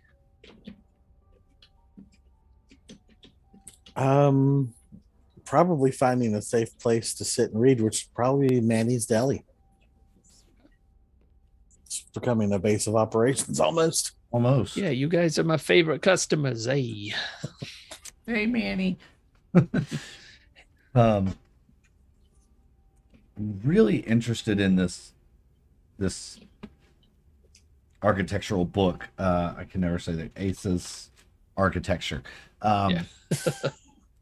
I don't know why that trips me up all the time, but I'm really interested in it, and I'm looking for any common themes. Like, I want to just flip through this book. And I know we're limited on time in the city, but if there is a map perhaps in this book showing the locations of these buildings around town, I really would like to see if any of them are close to us, and maybe we can go look at a couple of these buildings. All right, kind of do a little architecture tour, as it Unicorn? were. Yes. for science. When we were in Mr. Roberts' bookstore, I saw a man in a lavender suit that was very anachronistic for our time. Small frame glasses. It looked very familiar to me, and then I realized, pretty sure that was Asa. Oh, sure. Is this picture in any of those books? I'm sure it is, yeah. Did Absolutely. it look like this? Did he look like this? As clear as day, from me to you. He slipped That's- something onto a shelf. When I got there, thanks to your distraction you created, there was actually something missing from the shelf. And it was apparently a copy of The King in Yellow.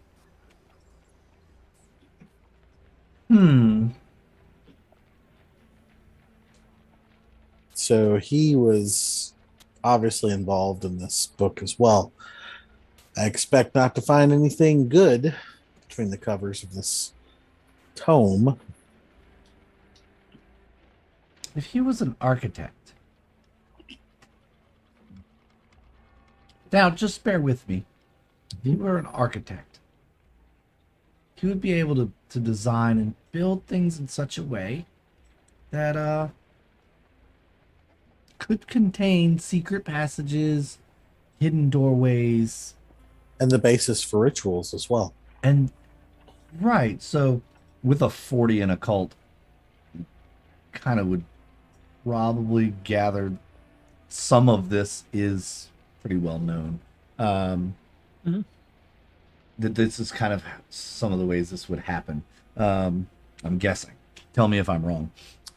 Can you rephrase that for me? Just basically So, what you're looking to confirm. Yeah, so using my occult, so I have a 40 in occult. Yeah, between the two. Yeah. Can I kind of put together that secret passages, hidden doorways, And then with the added in from Agent Undine, you know, the places to hold rituals, and this guy being an architect, I can kind of piece together that perhaps he's done something in buildings. I think, yeah, that's probably a safe assumption. There does seem to be some connection between this man, the building. Beyond that, it's difficult to tell.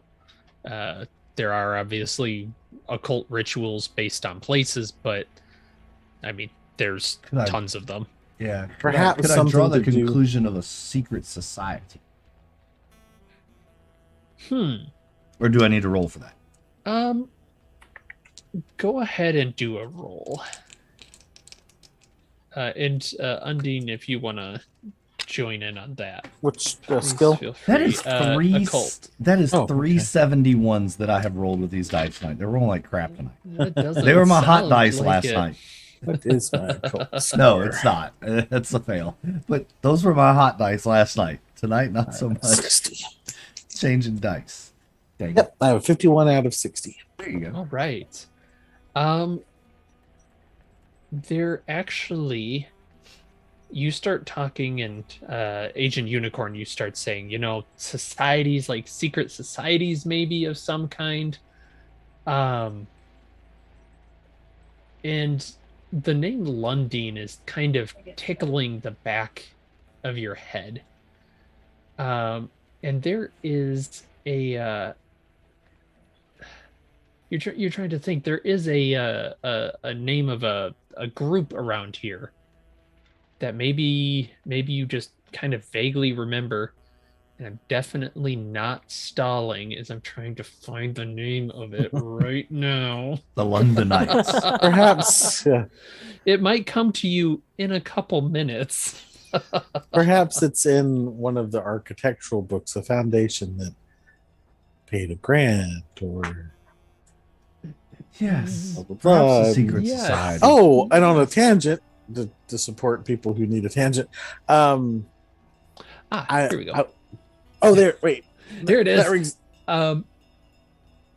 There is a something about the architecture and whatnot hits you of there's something called the Brotherhood of Doors. It's possible that they were related to that. That's kind of got a weird architectural bend to it. It's a kind of one of those like little footnotes of a weird society back then that maybe you heard of, but Okay. not sure you would have necessarily done anything with it. Let's leap down a rabbit hole here. Yes. So let's say there is a secret society, and somewhere in our reading, I've come across the Brotherhood of Doors, which is probably occupied primarily by masons and architects, things along. Well, sometimes one and the same. Makes sense. So what if this Brotherhood of Doors knows how to get out of bounds to these other floors that don't exist? And what if Ace's penchant for drowning people had something to do with the rituals involved in that? Human sacrifice. Right. But maybe Human- there's a significance to the water aspect. It's in of itself, water is a conduit. Yes, it is. It does conduct. Both from the physics side of things, but also from the metaphysical side of things. Right. It's all seen the same way. Hey, So you guys want another sandwich while you're talking? Sure, yeah. yeah, brain food. Brain food's Yeah. great, Manny. Thanks. Yeah, Maddie stops by. Can I get some more tea? Of course, of course. Do you guys? Sorry to interrupt. I see you talking. You seem really like you're putting your heads together. Did you guys get a chance to check how the folks are doing at the building? They're doing pretty good. I mean, like we've talked to Thomas and Lewis, and a lot of people seem to come and go when we're not there. Yeah. Oh, I have a question for you. Yeah. Don't we have a picture of the the Bridal Bent Hotel here somewhere? I'm looking at unicorn. Oh, yeah, you would yeah, have yeah. the book, yeah. Do in the you book, know yeah. this place? Have you heard of it? The Bridal Bent? And he kind of takes it and looks at it. Oh, yeah. No, I mean the hotel. I don't know hotels for nothing. I mean, I'm a deli owner, not a sightseer necessarily. I grew up in New York, but the park I recognize. Yeah, that's oh shit, what is that? Washington? No, it's it's on the tip of my tongue. God, if only this was some place that I could remember exactly where it was. He names a park that is in the city. As yeah, you can see from the statue there. Yeah, that's just this park. That's Perfect. yeah. Chances are the hotel's probably long gone or been refaced, but yeah, that's awesome, Manny. Thank you. I appreciate that. That's a huge help. Yeah, no problem. New York. No, I don't know. Yeah. Yeah, absolutely. A huge help, Manny. Thank you so much. Yeah, of course. So kind of wait for him to Yeah, he'll go to Yeah. get your tea wander back. off. Hey, I'm serving here. Yeah. So yeah, I like where you're going with this. Actually, We if don't there's a have. way that they're using the energy, see, to If you actually build hotels, you build them to channel the energy. they're giant towers. They're just antennas. Yep. I want to look at this map again. I In was the book. joking with Ursine that this situation reminds me a lot of Ghostbusters. Does actually. I want to look at the map again, and I want to look at kind of where if we're in the map, and then the McAllister building, and then the park. If the park's in the map that Manny just named, Random City Park with statue, Yep. as my notes say. Like, is there any geometrical shape to lining these things up? Yeah, would you do me a favor and roll a sanity real quick? As Sure, yeah, no As problem. it all comes together. as Gran is mapping these kind of buildings Oh that shit! Asa was involved with. It doesn't get any worse than that. That was a 99. Oh yes, that is in fact a critical failure. Critical Foams in the failure. mouth and stabs herself with a butter knife. Yeah, go ahead and take a couple sanity loss as you can trace out the yellow sign So that's 2. on the city. Yeah, too. It wouldn't have been that bad, but you did roll a critical success. Critical you had failure. to go and Um, you had to go and look.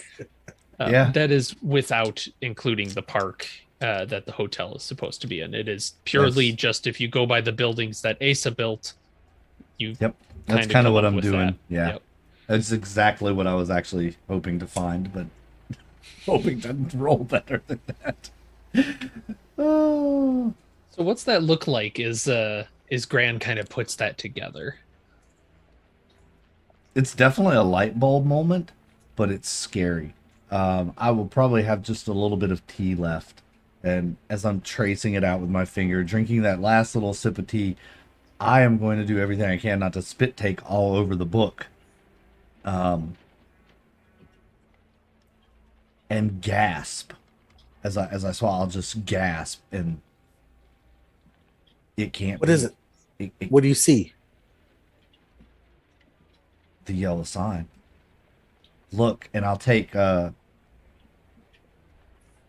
are the little coffee stir sticks? They used to have them on Yeah. the tables in diners, and I will line the coffee stir sticks up and turn the book and show Agent Undine.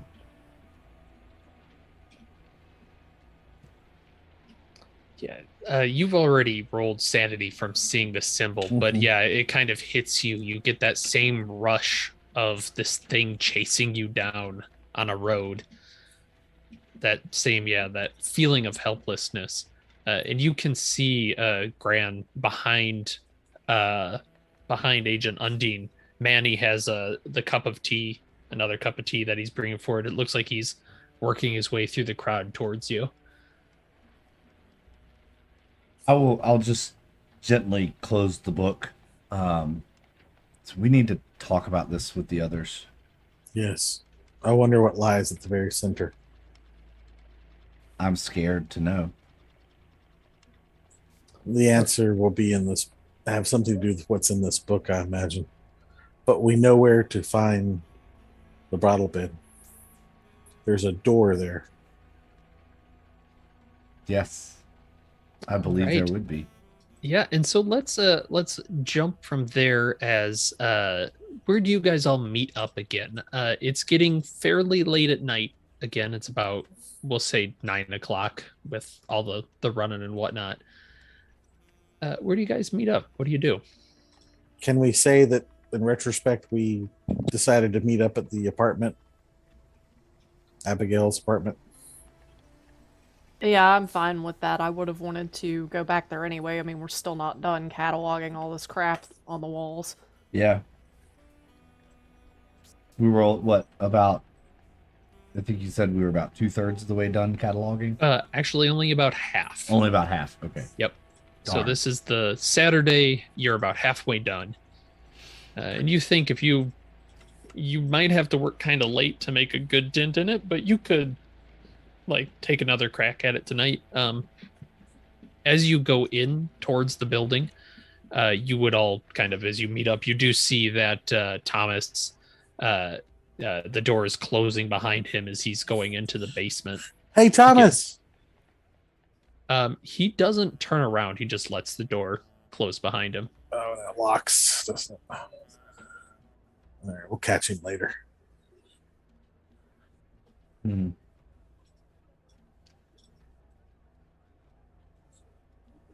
Okay. We have a lot to discuss. We So do. you enter the apartment once again, surrounded by all this gunk on the walls, this epoxy smell, unshakable. Just that one light bulb as you're standing around these boxes that you've kind of put stuff in. And yeah, sorry, go ahead and discuss. Unicorn, do you want me to give the synopsis? We'll say you kind of fill people in back Okay. and forth Yeah. about what you do. Updraft and Ursine, is there anything in particular you leave out of your escapade, or do you cover it in full? I mean, really, all they need to know about is the information that we found. I don't think anyone else would find any of that interesting. So, Updraft wouldn't volunteer that. He is going to immediately pull out the police report about Abigail Wright being mugged by this individual who, at this point, we kind of are beginning to see a pattern here with this appearance. So, Abby being mugged by this guy who we have a painting of this guy. Yeah. And Well, didn't you- y'all say that there was the a news painting? article? Yeah, we have Oh, the painting. I see. remember? I see. It's- Yes, it's not him, it's him standing. Yeah, we have a painting of this guy, not that Yeah, event. he's Henry Yeah, yeah. Lundin. And Yeah. and that that Lunding guy, he died dressed like this fool. Who is a Yeah. member of the, feasibly a member of the Brotherhood of Dwarves. Or Possibly. trying to be. Possibly. In 1952. Which when he was dead at that point. Yeah, but she was mugged in 94. So Yeah. Well. Some- More of that Somebody- time crap going on here. This place doesn't play by the rules. No, it doesn't. Speaking of not playing by the rules, the power and water have been turned off here yet. There's power and water. And they're trying to evict everybody out of this building. We could probably help him with that. We could empty the building.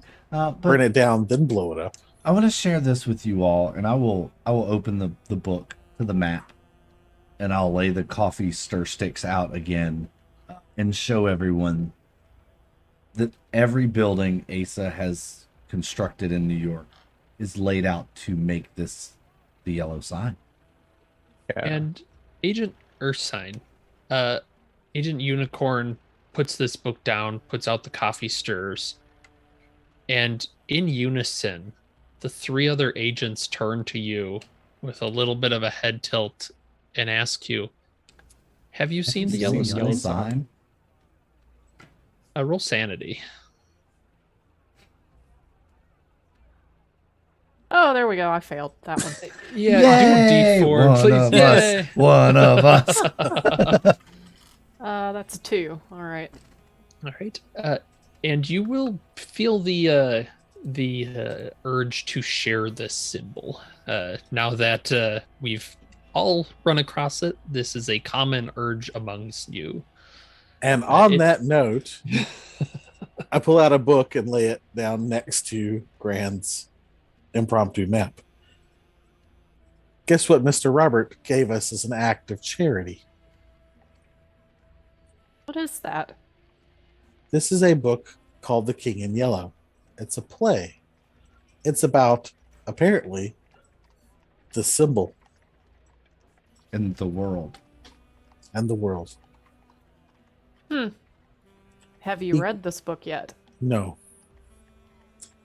And we do have this, and I produce a horse in degrees. Oh, I was very interested in looking over that in more detail. Do you mind if I take a look? Go right ahead, but I'll have you know that I saw Asa today What? in Mr. Robert's store. He was there, and then he wasn't. Wow. He put something I on a shouldn't shelf. Be surprised. Mr. Robert is obviously a third-party actor in this situation Oh yeah. Um, and is guiding a separate agenda of some sorts. But Asa tried to put something onto a shelf. I caught view of him through a gap in some books. I recognized him from the picture you had previously. I found the spot. It was the only empty spot on any shelf in that store. And Mr. Robert told me it was originally where a copy of The King in Yellow sat, probably in its original French format. He was kind enough to give me one in English. And look at the binding on this book. Look, this book is expensive. He did mention it was hot off the presses. I thought that was an odd statement for an old book. Well, we'll find out what the publisher stamp is then once we crack it open. Any volunteers? I'm gonna look over a Horse in Degrees. So one of you will have Well- to read that book. I'm a sucker for a good play. I'll read it. Yeah. Well played, Ursi. Well played.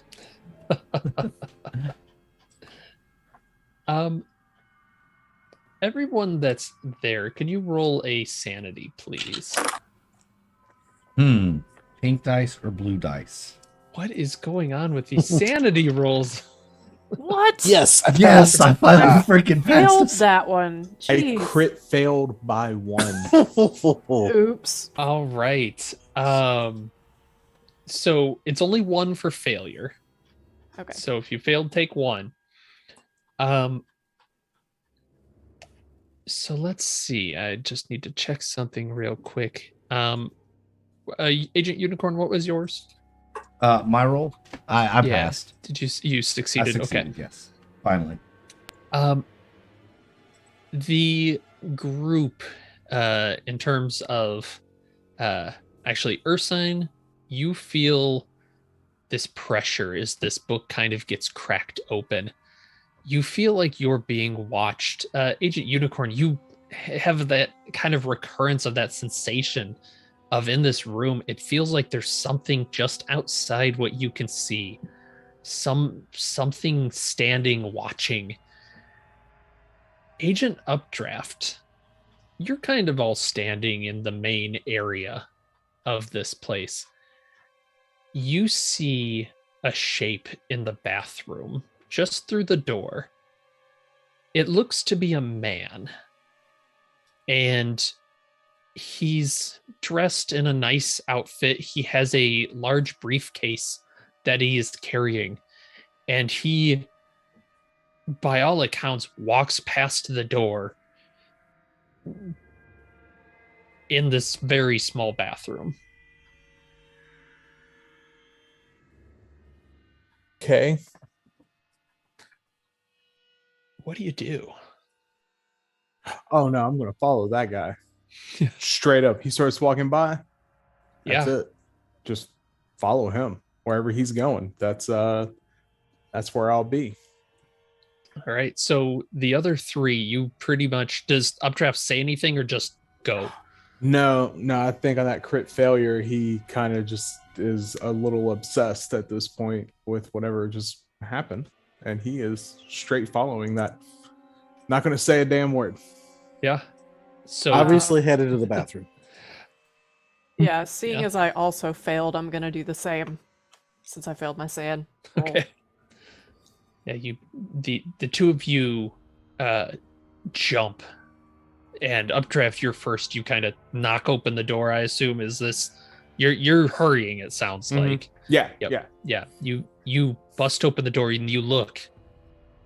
The man isn't there, but you hear footsteps on the stairs. Okay, well then we're gonna follow those footsteps. the hell are Not they in going? like not going for max speed, but just trying to keep where they can be perceived either through sight, smell, or sound. Okay. And kind of I don't know. I'm not going to say stealthily, but obviously trying to catch up without making a bunch of noise running.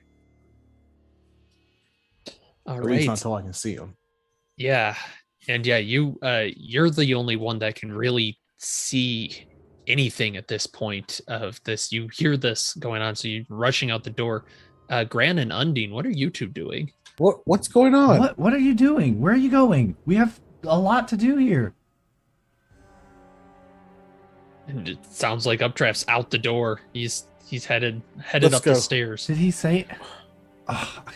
He I'll is grab the book, shove them in my bag. Let's go. Let's follow him. And He's Agent so Updraft, impulsive. this Ugh. this man you see as you're getting out to the staircase, you see the briefcase flash like he rounded the corner, and you're steadily second floor. You can just hear the squeaking of the stairs. He's keeping pace. Doesn't seem like he's rushing necessarily, but he's moving quickly.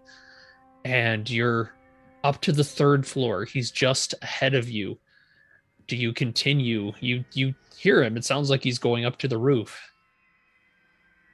Oh yeah, if he's going up to the roof and I know he's going to hit that door, then I'm going to pick up my pace. This is my opportunity because the door is going to slow him down a little bit. Pick up my Yep. pace, see if I can't close the gap. All right. Yeah, the door, as you reach it, is swinging closed. You can see behind it the interior of the smoking lounge. Yeah, just catch the door with my hand and continue through. All right. And Agent Updraft, well, the other three are kind of following. We'll catch up with them in a second. You run into the lounge, and this is a fairly large area. The fire is crackling. You can see Mark Rourke is at the bar, as last time he turns with a cigar in his mouth. Hey, well, it ain't Buck. Look, you man, you really had me going for a second there. And he's trying to address you. But looking around, you're not seeing this individual that rushed past. Just Mark. Just Mark. Updraft's going to look over at Mark, kind of narrow his eyes and try to remember where he knows Mark from. You don't even need to roll a check. You've never met Mark in your life before a couple days ago. But he's looking at you, and there's this look of anger on his face as he's kind of downs his drink. And we'll cut back to the other three. Are you following all the way to the lounge? Yep. If he Yeah, goes in, I'm absolutely. coming after him. We're gonna go with our partner. Yeah, absolutely. All right. And you can see Mark is kind of wobbling, getting off his chair. He kind of catches himself on the bar. And he's pointing towards Updraft. You son of a bitch. I don't know who you are, but you can't go around impersonating my friends like that. Fucking psychopaths is what you are. The doctor stopped by. He didn't know you. You son of a bitch. You don't know anybody. Updraft kind of begins to walk deliberately. The camera swings low, and you see on the left side the far left has the fireplace, and just his legs as he walks very deliberately, and a chair begins to drag beside him. Side camera. And he walks up to Mark, stops probably 10 feet away, says,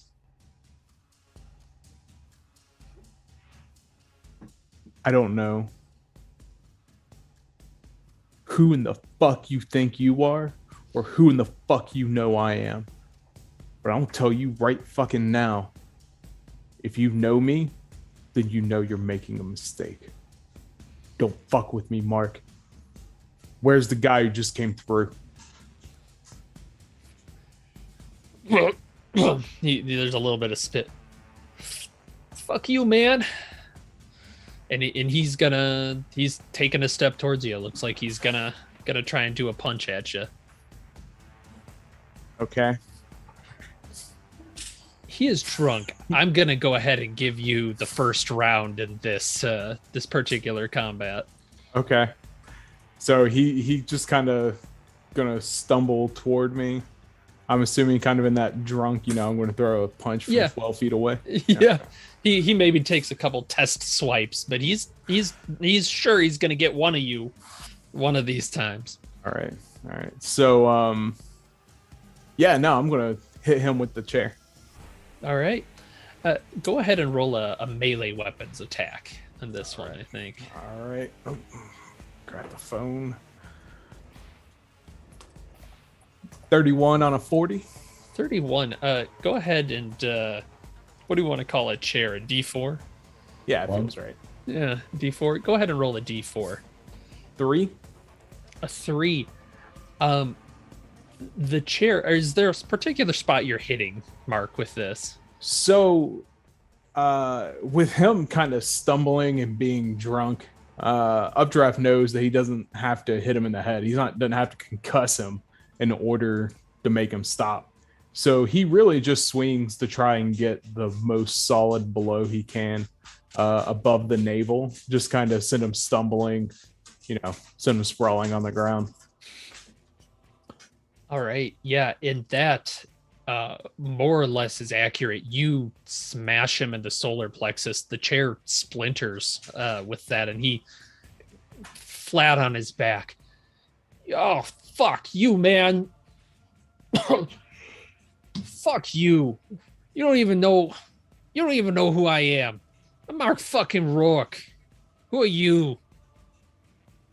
You don't even know who you are, you son of a bitch. Updraft is so he's just talking shit laying on the ground. He's not trying to get up. He's just he's attempting. He'll use his turn basically to try and stagger to his feet.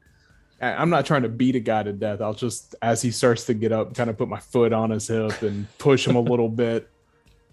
Just send him over, and actually pushing him toward the door. Okay. Yeah, I think that seems fair as you kind of knock him down. And hold him down the rest of the way.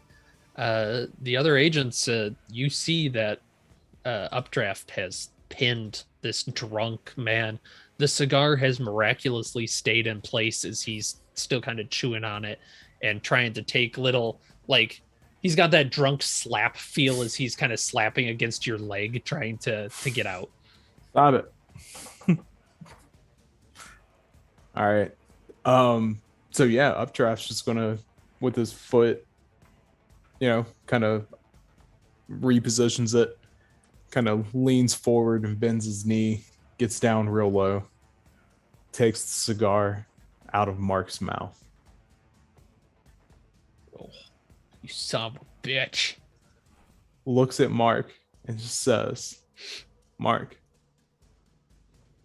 the man who came in before me, who was that? Go ahead and roll a persuade, but do it at a plus 20. That's good because we're about to get to torture. Yeah. All right, we're rolling against a 70. Yep. 19. 19. Nice.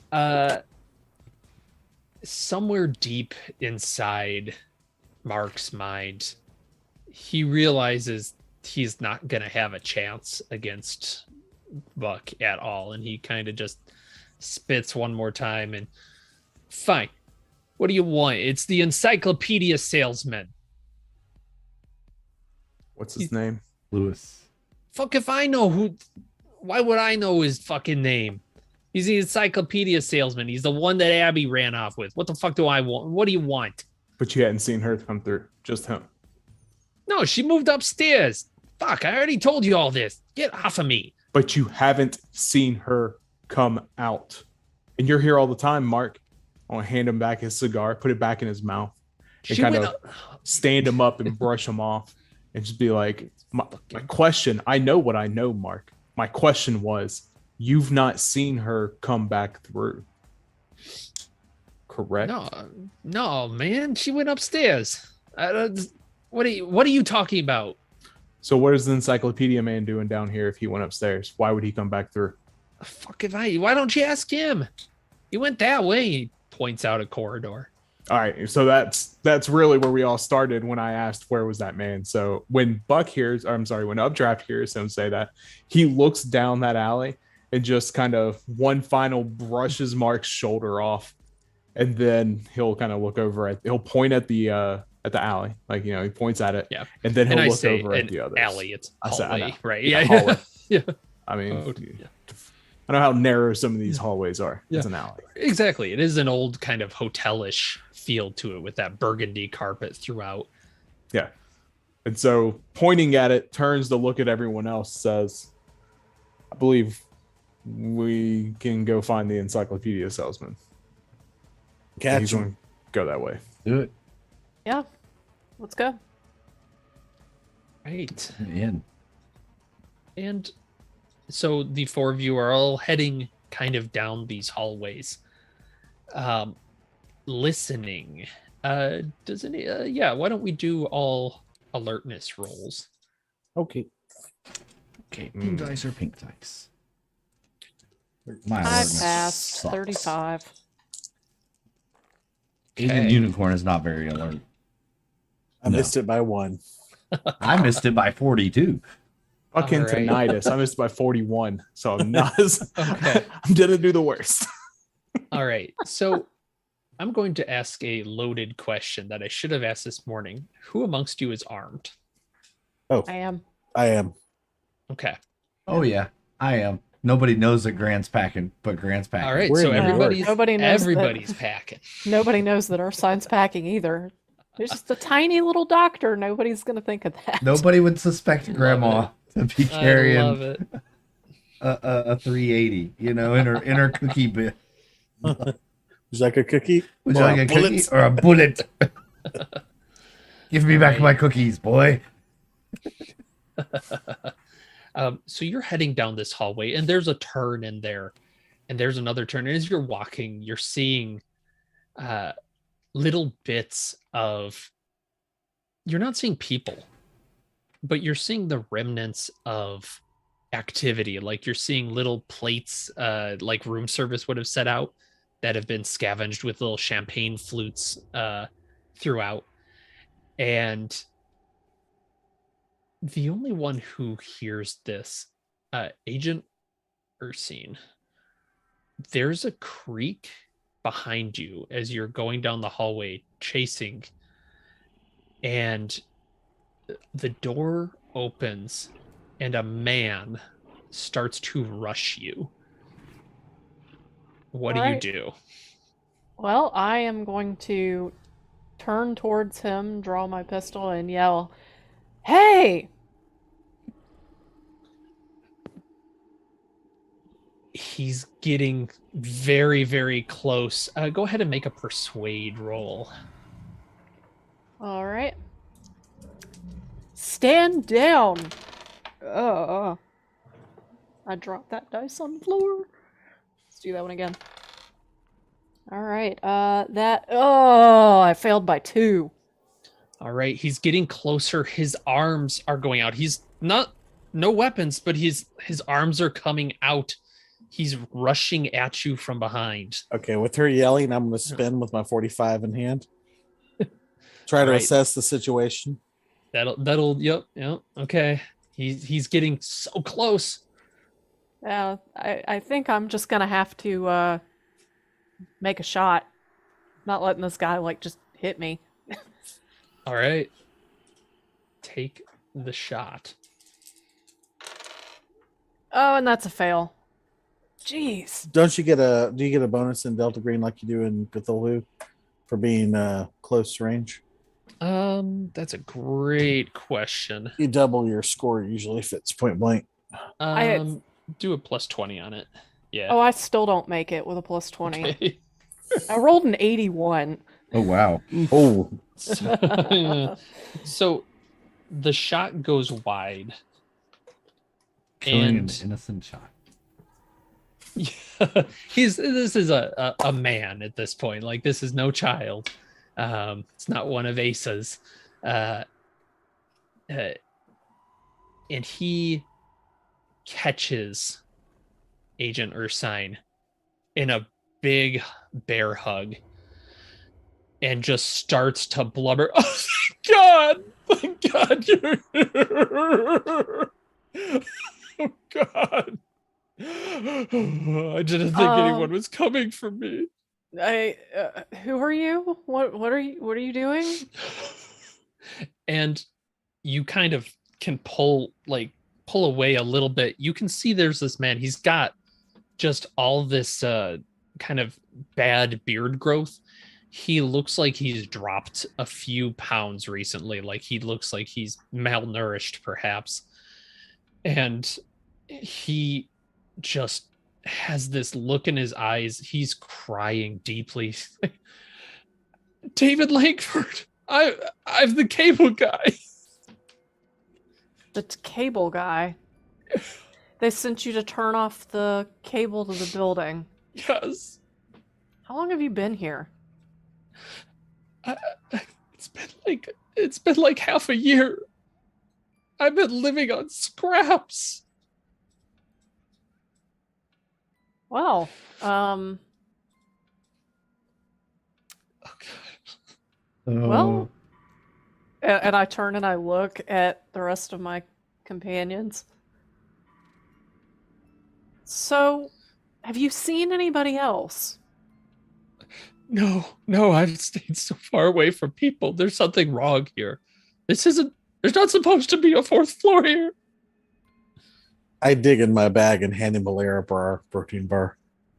And he's on that like a piranha, just is I'll give him some chowing cookies down. as well, and we'll get him. We need to get him into a room and get him calmed down. Updraft's going to reach into his backpack and pull out a water bottle and hand it to him. Attached to the water bottle, held with condensation. It's a small piece of paper. Nice. He's going to ask. Of course you would. Have you seen the yellow sign? As he hands him the water bottle. The compulsion. And he seems a little stunned by it. He's kind of looking at it. I don't. What? Have you seen it? What are you? And like looking around, like he's just kind of like motioning at all of the weird shit that old boy just said it's supposed to be Yeah. here. And he's like, have you seen the yellow sign? No, it's just the hallway. I don't know. I didn't see anybody. I didn't talk to. I saw people. I didn't talk to anybody. You are officers, right? You walk like an officer. And he's kind of like We are indeed. rubbing his nose. Yes. Yes. Yes, we're yes, federal officers. Okay. Can we go? We just have a few questions that you'll need to answer first. Let's step into. Can you show us where you were staying? Yeah. He points towards the door that is still ajar. We can go in there.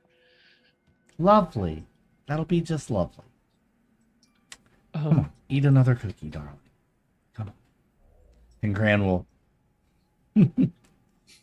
Give him a little something. yeah, give him a little cookie and pat him on the back. It's gonna be okay, hon.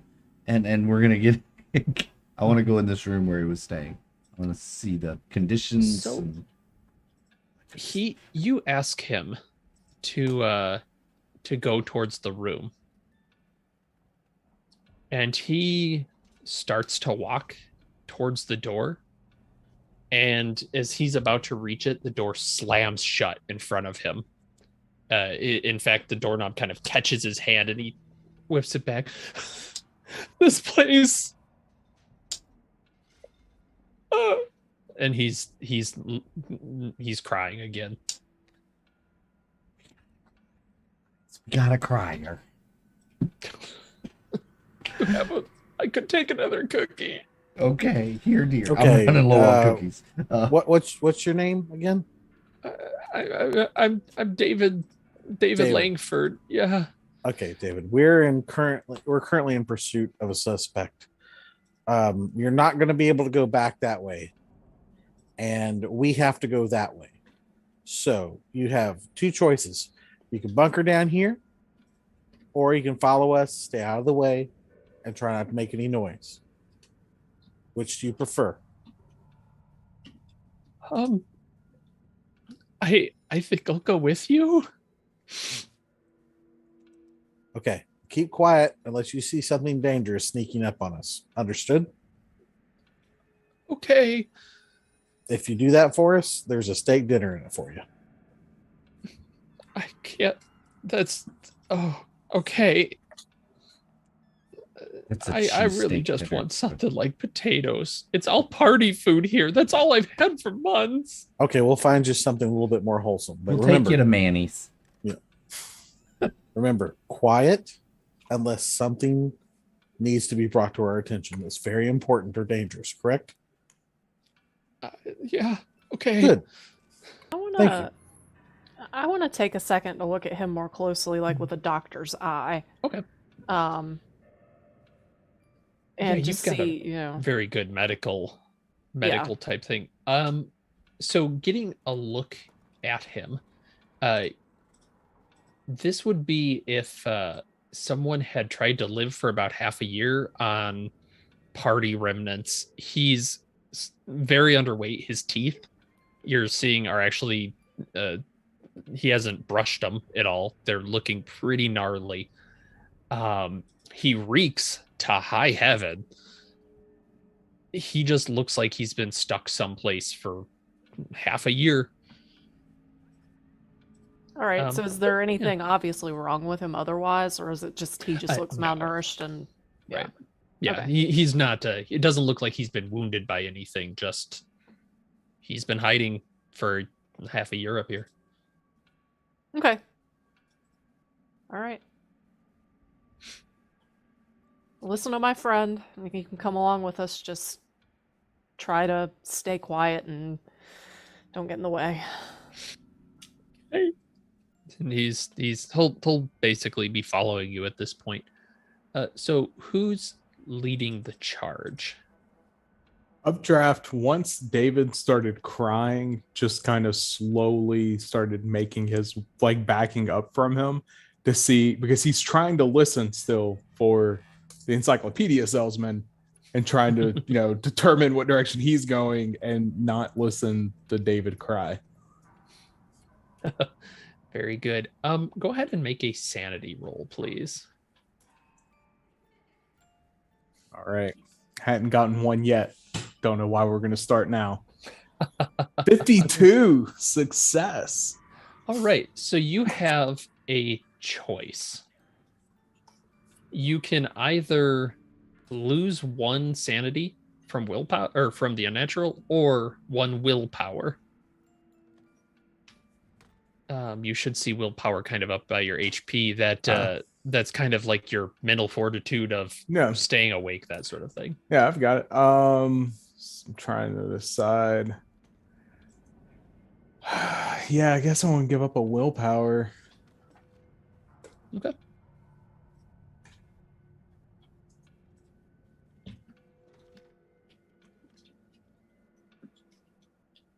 All right, and you are listening for this individual, and from around you, you start to hear voices from the rooms.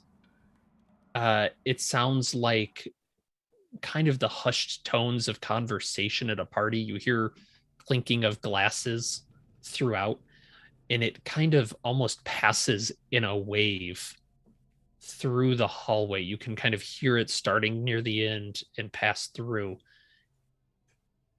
And at the end of it, you don't hear any footsteps or anything. It just kind of whoosh past you.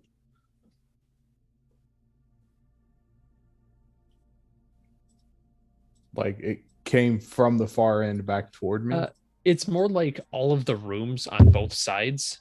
You Right. could hear it, and then it kind of discombobulated, almost like a Doppler effect of this party Okay. going through the rooms. Yeah. And at the end of it, you don't see the salesman, you don't hear him. Okay. It's just the 5 of you in a hallway. But it was, it wasn't like a sequential, is what I'm saying. I didn't hear it in sequence. Right. Yeah.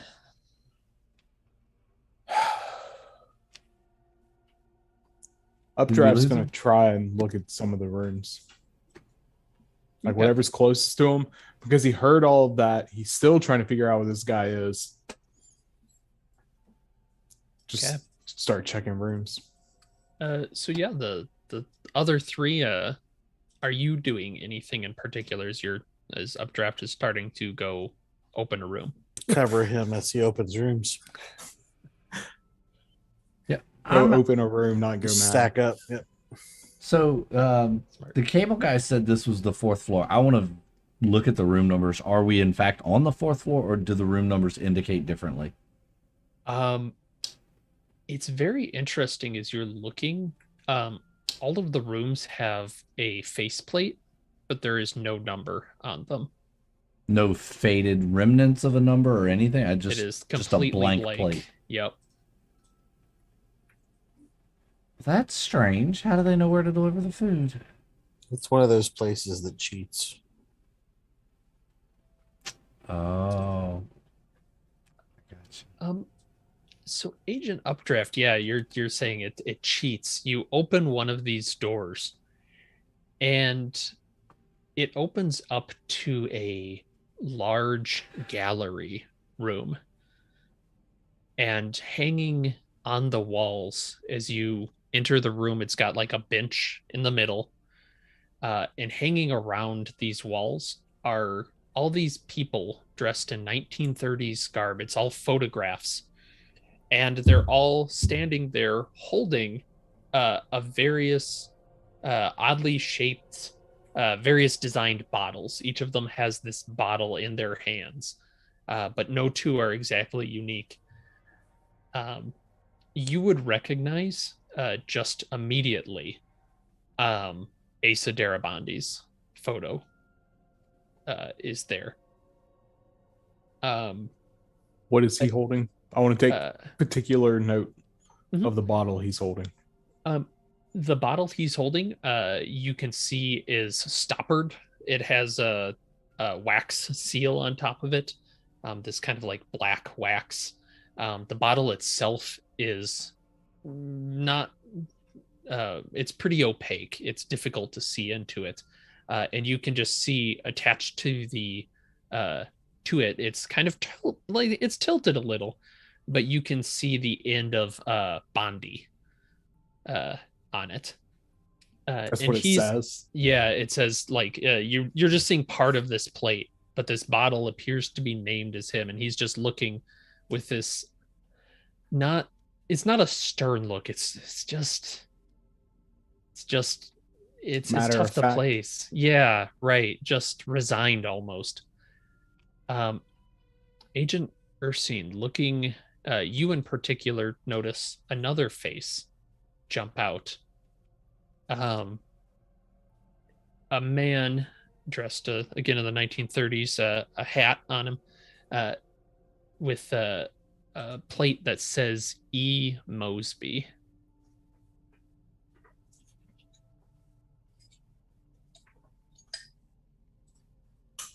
E. Mosby. All We right. know that. Oh, you said Ursi, not Undine. Yes. You see that additionally, as you're all, I'm assuming, kind of looking through this room, you see a number of names, each with a face attached to them. One in particular, Updraft, stands out to you as you see one of these pictures. It is a man with very thinning hair. The bottle that he holds says G Top Chick.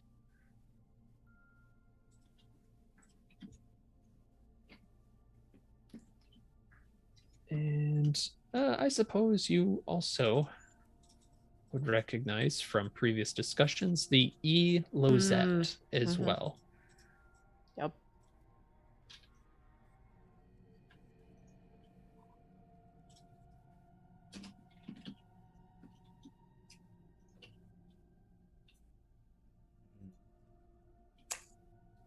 All right. So I recognize Top Chick.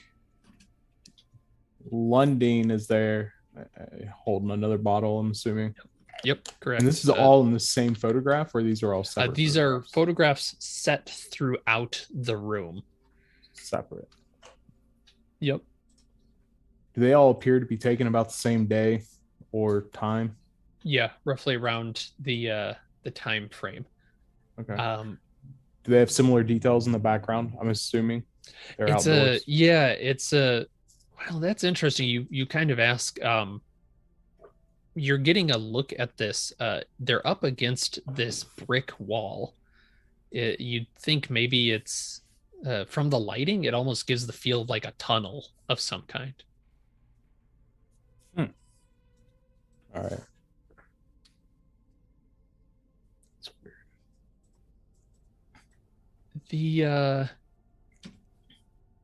The very last picture as well.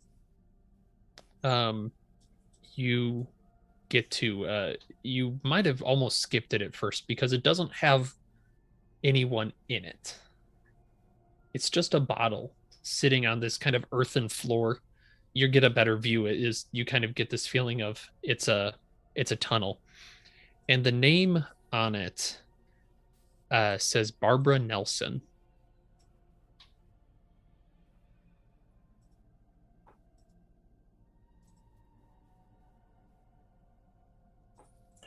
It's just a bottle with the name on it? Just a bottle sitting in, looks like an underground tunnel. Does it look like there's some liquid in the bottle? It's corked and wax sealed, or it's just an empty bottle? You're kind of looking. It's tough to see through. You're not quite sure what's in the bottle.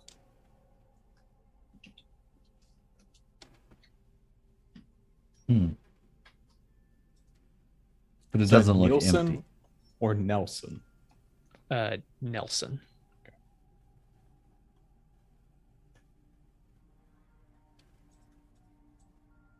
All right.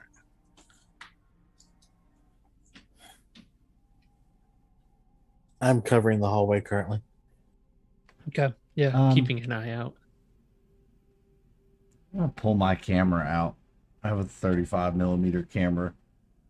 Okay. I want to photograph the room. I want to photograph the photographs, and I want to photograph the room. that it's in. God, we're gonna have to find a place to develop this film, unless I can make a dark room somewhere. Yeah, so what basically there's this quiet gallery feel as you're all looking at these photographs and you're just hearing this click, snap, click, Mhm. snap as Gran is Like walking grandma on around. tourist Yeah. tourist day. Yep. Maybe a snuff, Walk like around. a little snuffled sob from David once in a bit. Really old woman in it up. Gotta take a picture of everything. It's all right. I'm gonna take some pictures of the deli sandwiches. Um, So what are people doing as they're kind of looking around this room?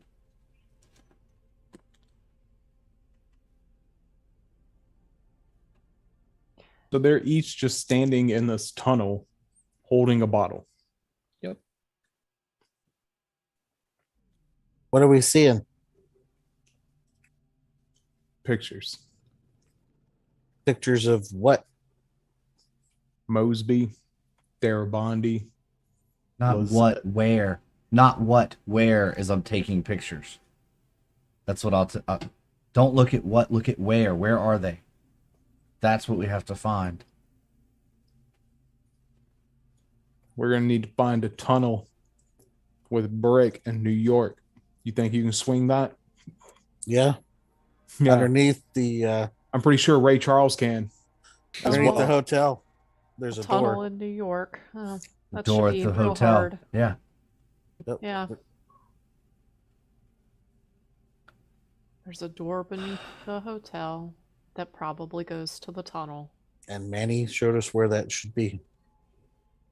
Yeah, we know where it is now. So we could. I'll look down at my Timex watch. It's getting late. You look at your Timex watch, and it's not moving. What time did it stop at? We'll say about Approximate 10. 10 Yeah, p.m. about 10 o'clock. Did I get a sense of the time that we've been in here at all?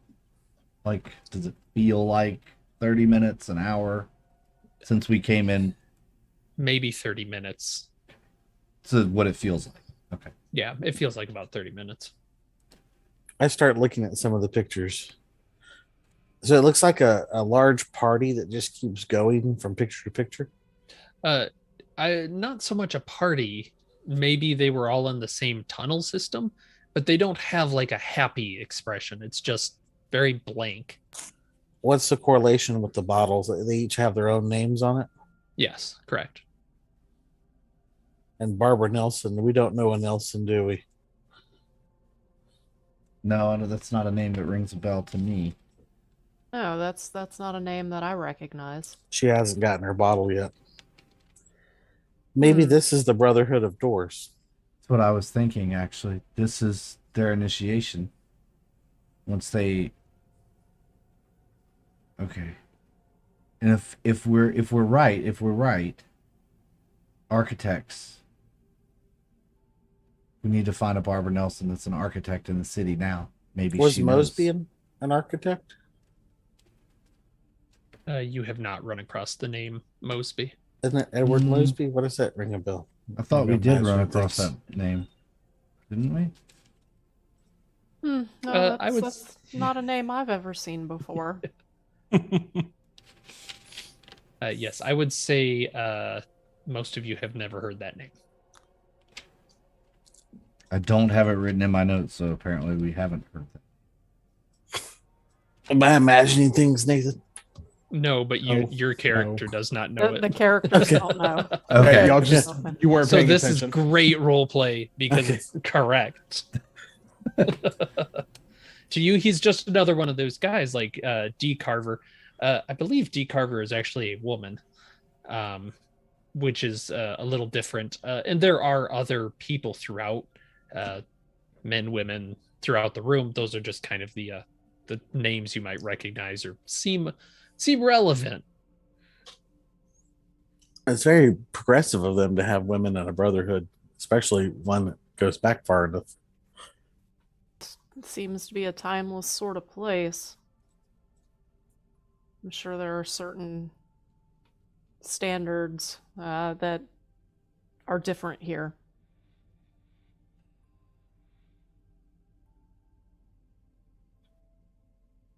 Is there anything else that's identifying any jewelry or any brooch pins, hats, insignias? Anyone who looks like Detective Gurdonda? Uh, Good Yeah. question. No, you don't. Although the name Lizette does ring a bell to you.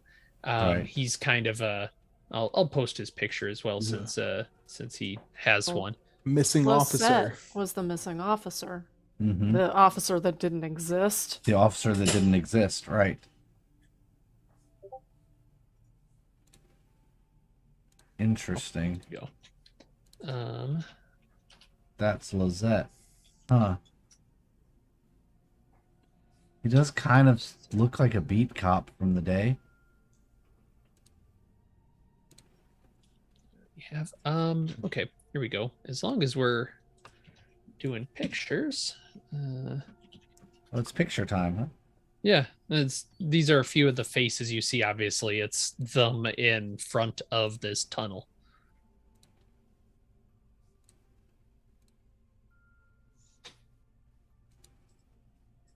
And who's this one? And I guess you I put think I names. labeled them all. Yeah, that one says Lynn's. That's all you can see of his bottle.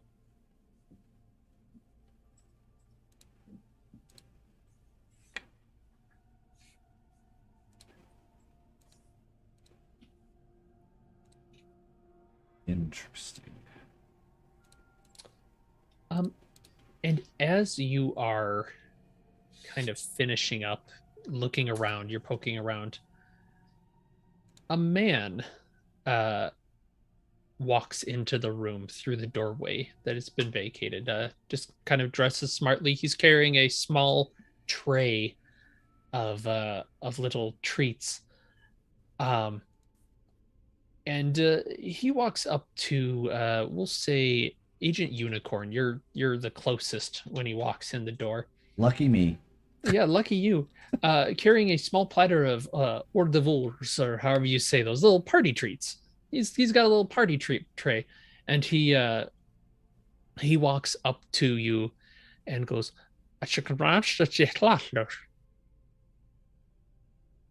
Excuse me, dear. You have to speak up.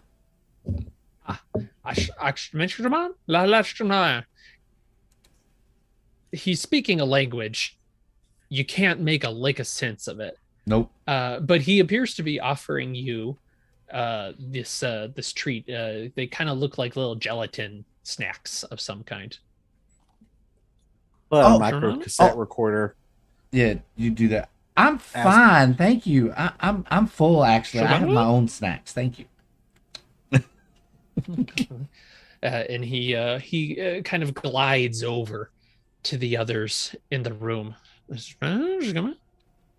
Updraft's going to point at David and be like, David, your friend's here.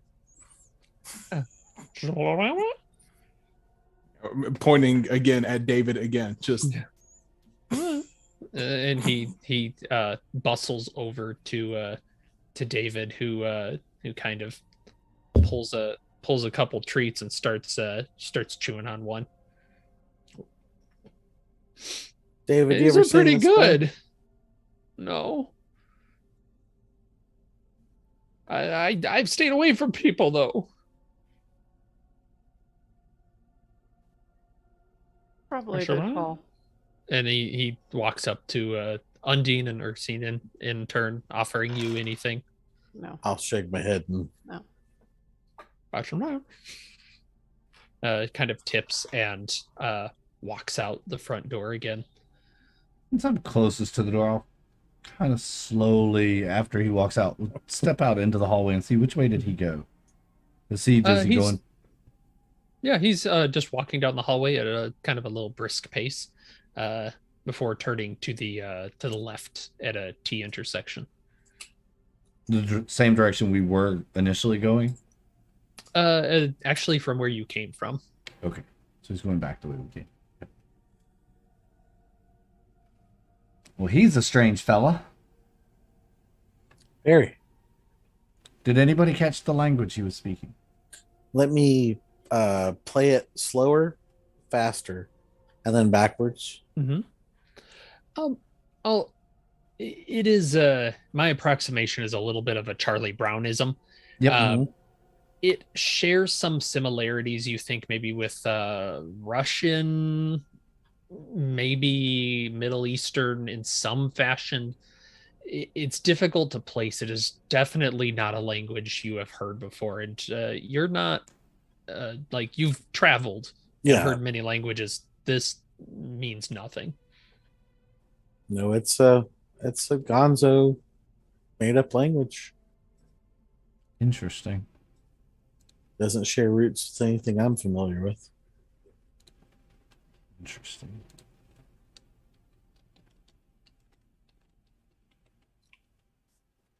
Yeah, and David's just kind of popping one of these in his mouth every little bit. He's got 3 or 4 of them still. David, have you heard anybody speak like this? I'm watching David as he eats by the way. Mhm. Yeah, Yeah. He's our tester. Yeah, and he's just kind of looking at I mean, yeah, I've heard it. I don't know what they're saying though. Who speaks this? Staff? Yeah, there's a really old guy that wanders around. He speaks it sometimes. What do they call him? What do they call him? They call him the night manager. Ah, yeah. Okay. Yeah. All right. Now we're getting somewhere. All right. Yes.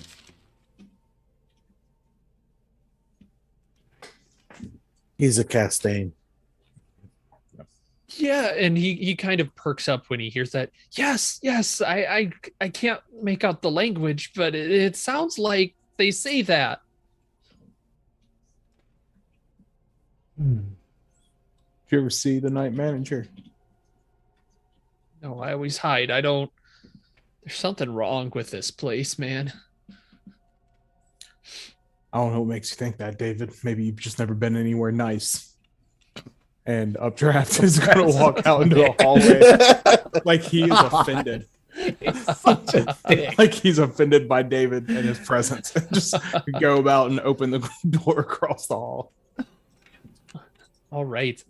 Where are you trying to get to, Agent Updraft? What's your end goal here? Well, the hallway went down and it ended, and there's all these doors, right? Mhm. Okay, so the guy had to have gone through one of these doors. They can't all be rooms. True. I mean, they can be. And they probably are. But in Updraft's mind, one of these has to be a way out, or a hallway, or a basement, or a stairwell. Okay. Yeah, go ahead and make a sanity roll if you'd be Yeah. so kind. Or you're rooftop figuring it ledge. out. I knew that was coming. Yeah, yeah. No, sir. No, sir. I get to star that now, right? No, shockingly. So as you're looking, you're kind of thinking in your head, it's got to be a way out of this place. There for sure is. And you open the door and you see this is a hotel room again. Very sparse bed. It looks like a hotel room for the 1930s, and fancy but not too fancy. But it crosses your mind of, oh look, there's a window. Worst case, like we can just go out the window and climb down, put the bed sheets on or something. And Updraft goes and pulls the curtains aside, and on the other side of the window there is a small foyer. It looks to a house. It just opens up like the window into another part. It's another interior. But I can open the window. Yeah, you could open the window. Kind of look behind me. Anybody behind me? You could probably see through the doors. Are the other agents following? I'm probably still looking at pictures for the moment. Yeah, I am too. Also, Nathan, I sent you a DM. I think when I'm done taking pictures in here, I'm gonna follow over to Agent Updraft and see if the other room, because of my curiosity now, Okay. does that room look like this room? You know, kind of. Could you do as you're kind of walking out? Could you make a sanity roll for me? Sure. Just throwing it out there. Would you mind? Oh dear lord, no, that's a fail. Yeah, we gotta stop going places together, man. I know, right? We're bad news for each other. You're walking across the hallway, and you walk right up to Updraft. What is I'm this? keeping track of some stuff on the back end. Don't worry too much about Yeah, it. yeah. Hey, don't worry about all the bad stuff that he's keeping up. Don't worry about it. back Don't end. worry about it. Just don't even worry about that. It'll be Everything's fine. fine. It's Everything's fine. It's fine. Everything's fine. Yeah. So, What is- yeah, looking at it and it's in the foyer. Updraft's just gonna be like, I mean, there's no one on the other side of the window though. Correct. Yeah, there's nobody there. It's just looks like almost like a house.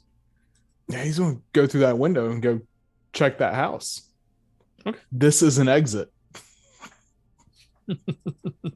That's one way to look at it. Yeah, fantastic.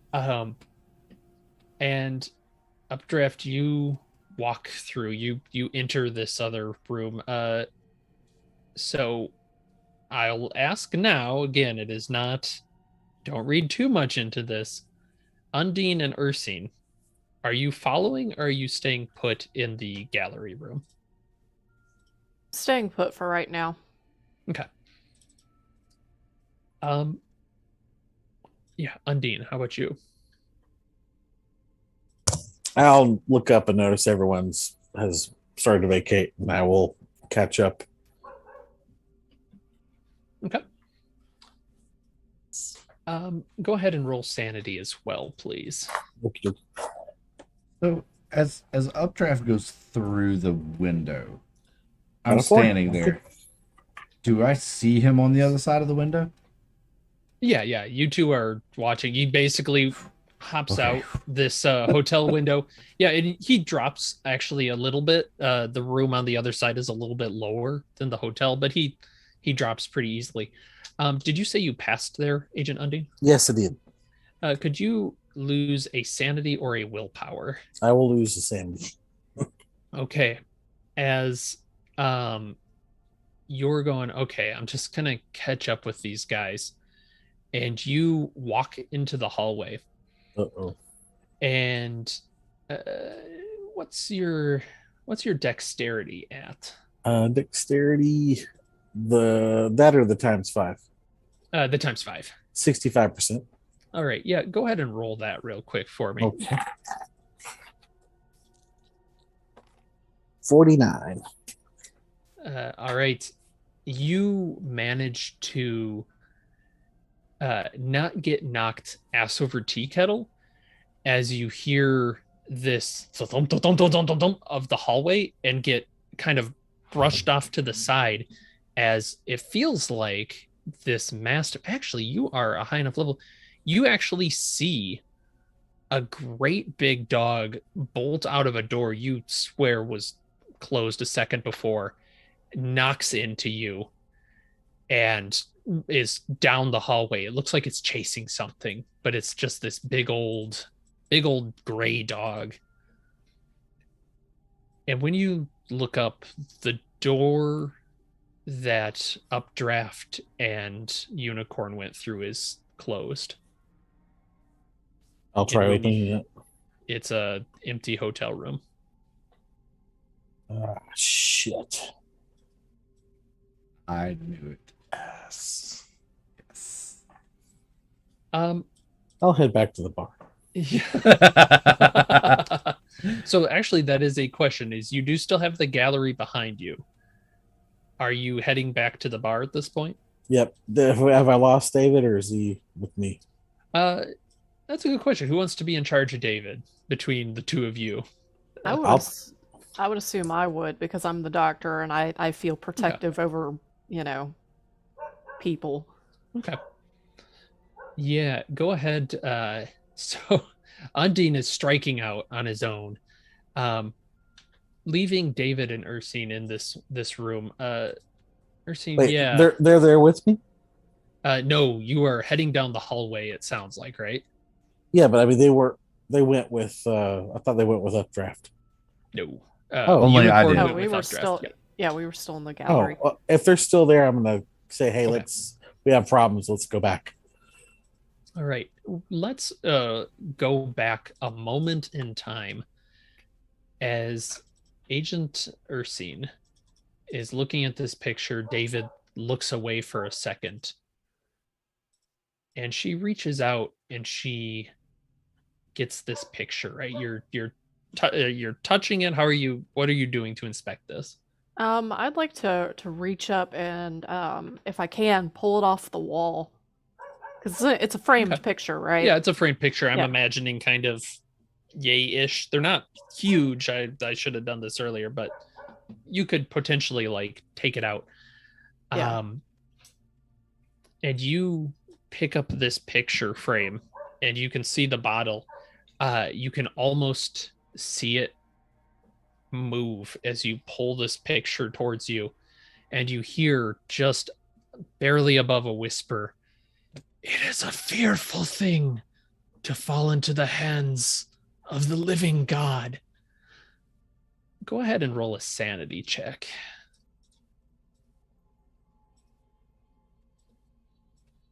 Pass. 45. All right. No sanity loss as this voice echoes in your mind in the room. Okay. But you have the picture. I would like to pull the back off the frame. I Yep. want to take the picture with me. Easy enough to do to roll it up pretty quickly. Mm-hmm. All right, very good. We will cut back to Agent Unicorn and Updraft for the end of this episode. I think is you, Updraft. You're heading through the room. You open. You kind of walk into it. You see there's a living room off to the side that's got a window, shutter, or like not shuttered but curtained as well. There's a small kitchen off to the side that appears to be pretty sparse, and then a back door that you can see. Okay. And Unicorn, are you following into the house, or are you staying in the hotel room? I'm gonna look at Updraft and in a kind of a questioning manner. Should I come with you or stay here? Kind of like, Oh, I think Updraft is so hyper focused in this moment that when he turns around, if you're looking to him for an answer, the best he can give you is raised eyebrows, like you know what to do.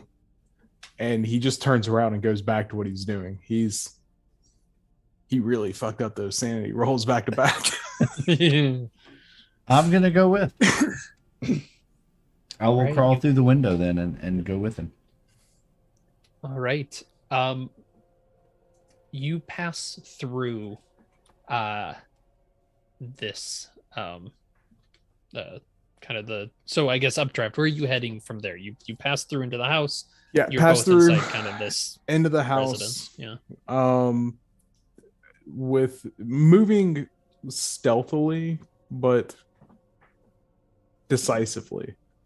As he's moving forward, gets to the kitchen, clears each room as he passes it. But when he gets to the kitchen, he's going to look around, because if someone's living here, there's going to be signs in the kitchen. Okay. Yeah, you're kind of looking, maybe you check a drawer or two Yeah. this is kind of feels Refrigerator. like a model house. Yeah. You're not seeing a lot of anything really. Is the It's- refrigerator on? No. Okay. Turning around, looks at Unicorn, kind of shakes his head. There ain't nobody here. What's the time period of the furniture, the appliances, the architecture of the Uh, house? Yeah, that actually looks to be about the 50s, if you had to kind of gauge So it. post World War II construction. Yeah. Okay. Damn it, Pin. Yeah, so Updraft's going to go ahead and try to go back to the window that they came in from. Is it the hotel room? Yeah, you can still see the hotel through that window. Yeah. Okay. Go check the back door. All right, yeah, you pop open the door. I guess what are you still looking for a way out? Is that kind of the I'm goal? looking for the guy because I'm assuming that because I can't see him, he had to have exited.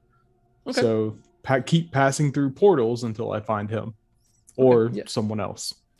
Go ahead and roll a sanity for me if you would.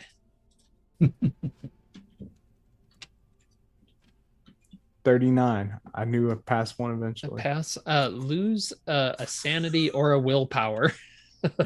Oh, we're gonna go sand. Okay. We're just gonna ride this train to the end. And you open up this door, kind of the back door to this house, and you hear this clatter as it hits a film canister, and the light is dim. Like it's difficult to see in this room, and you realize you're in a projection booth.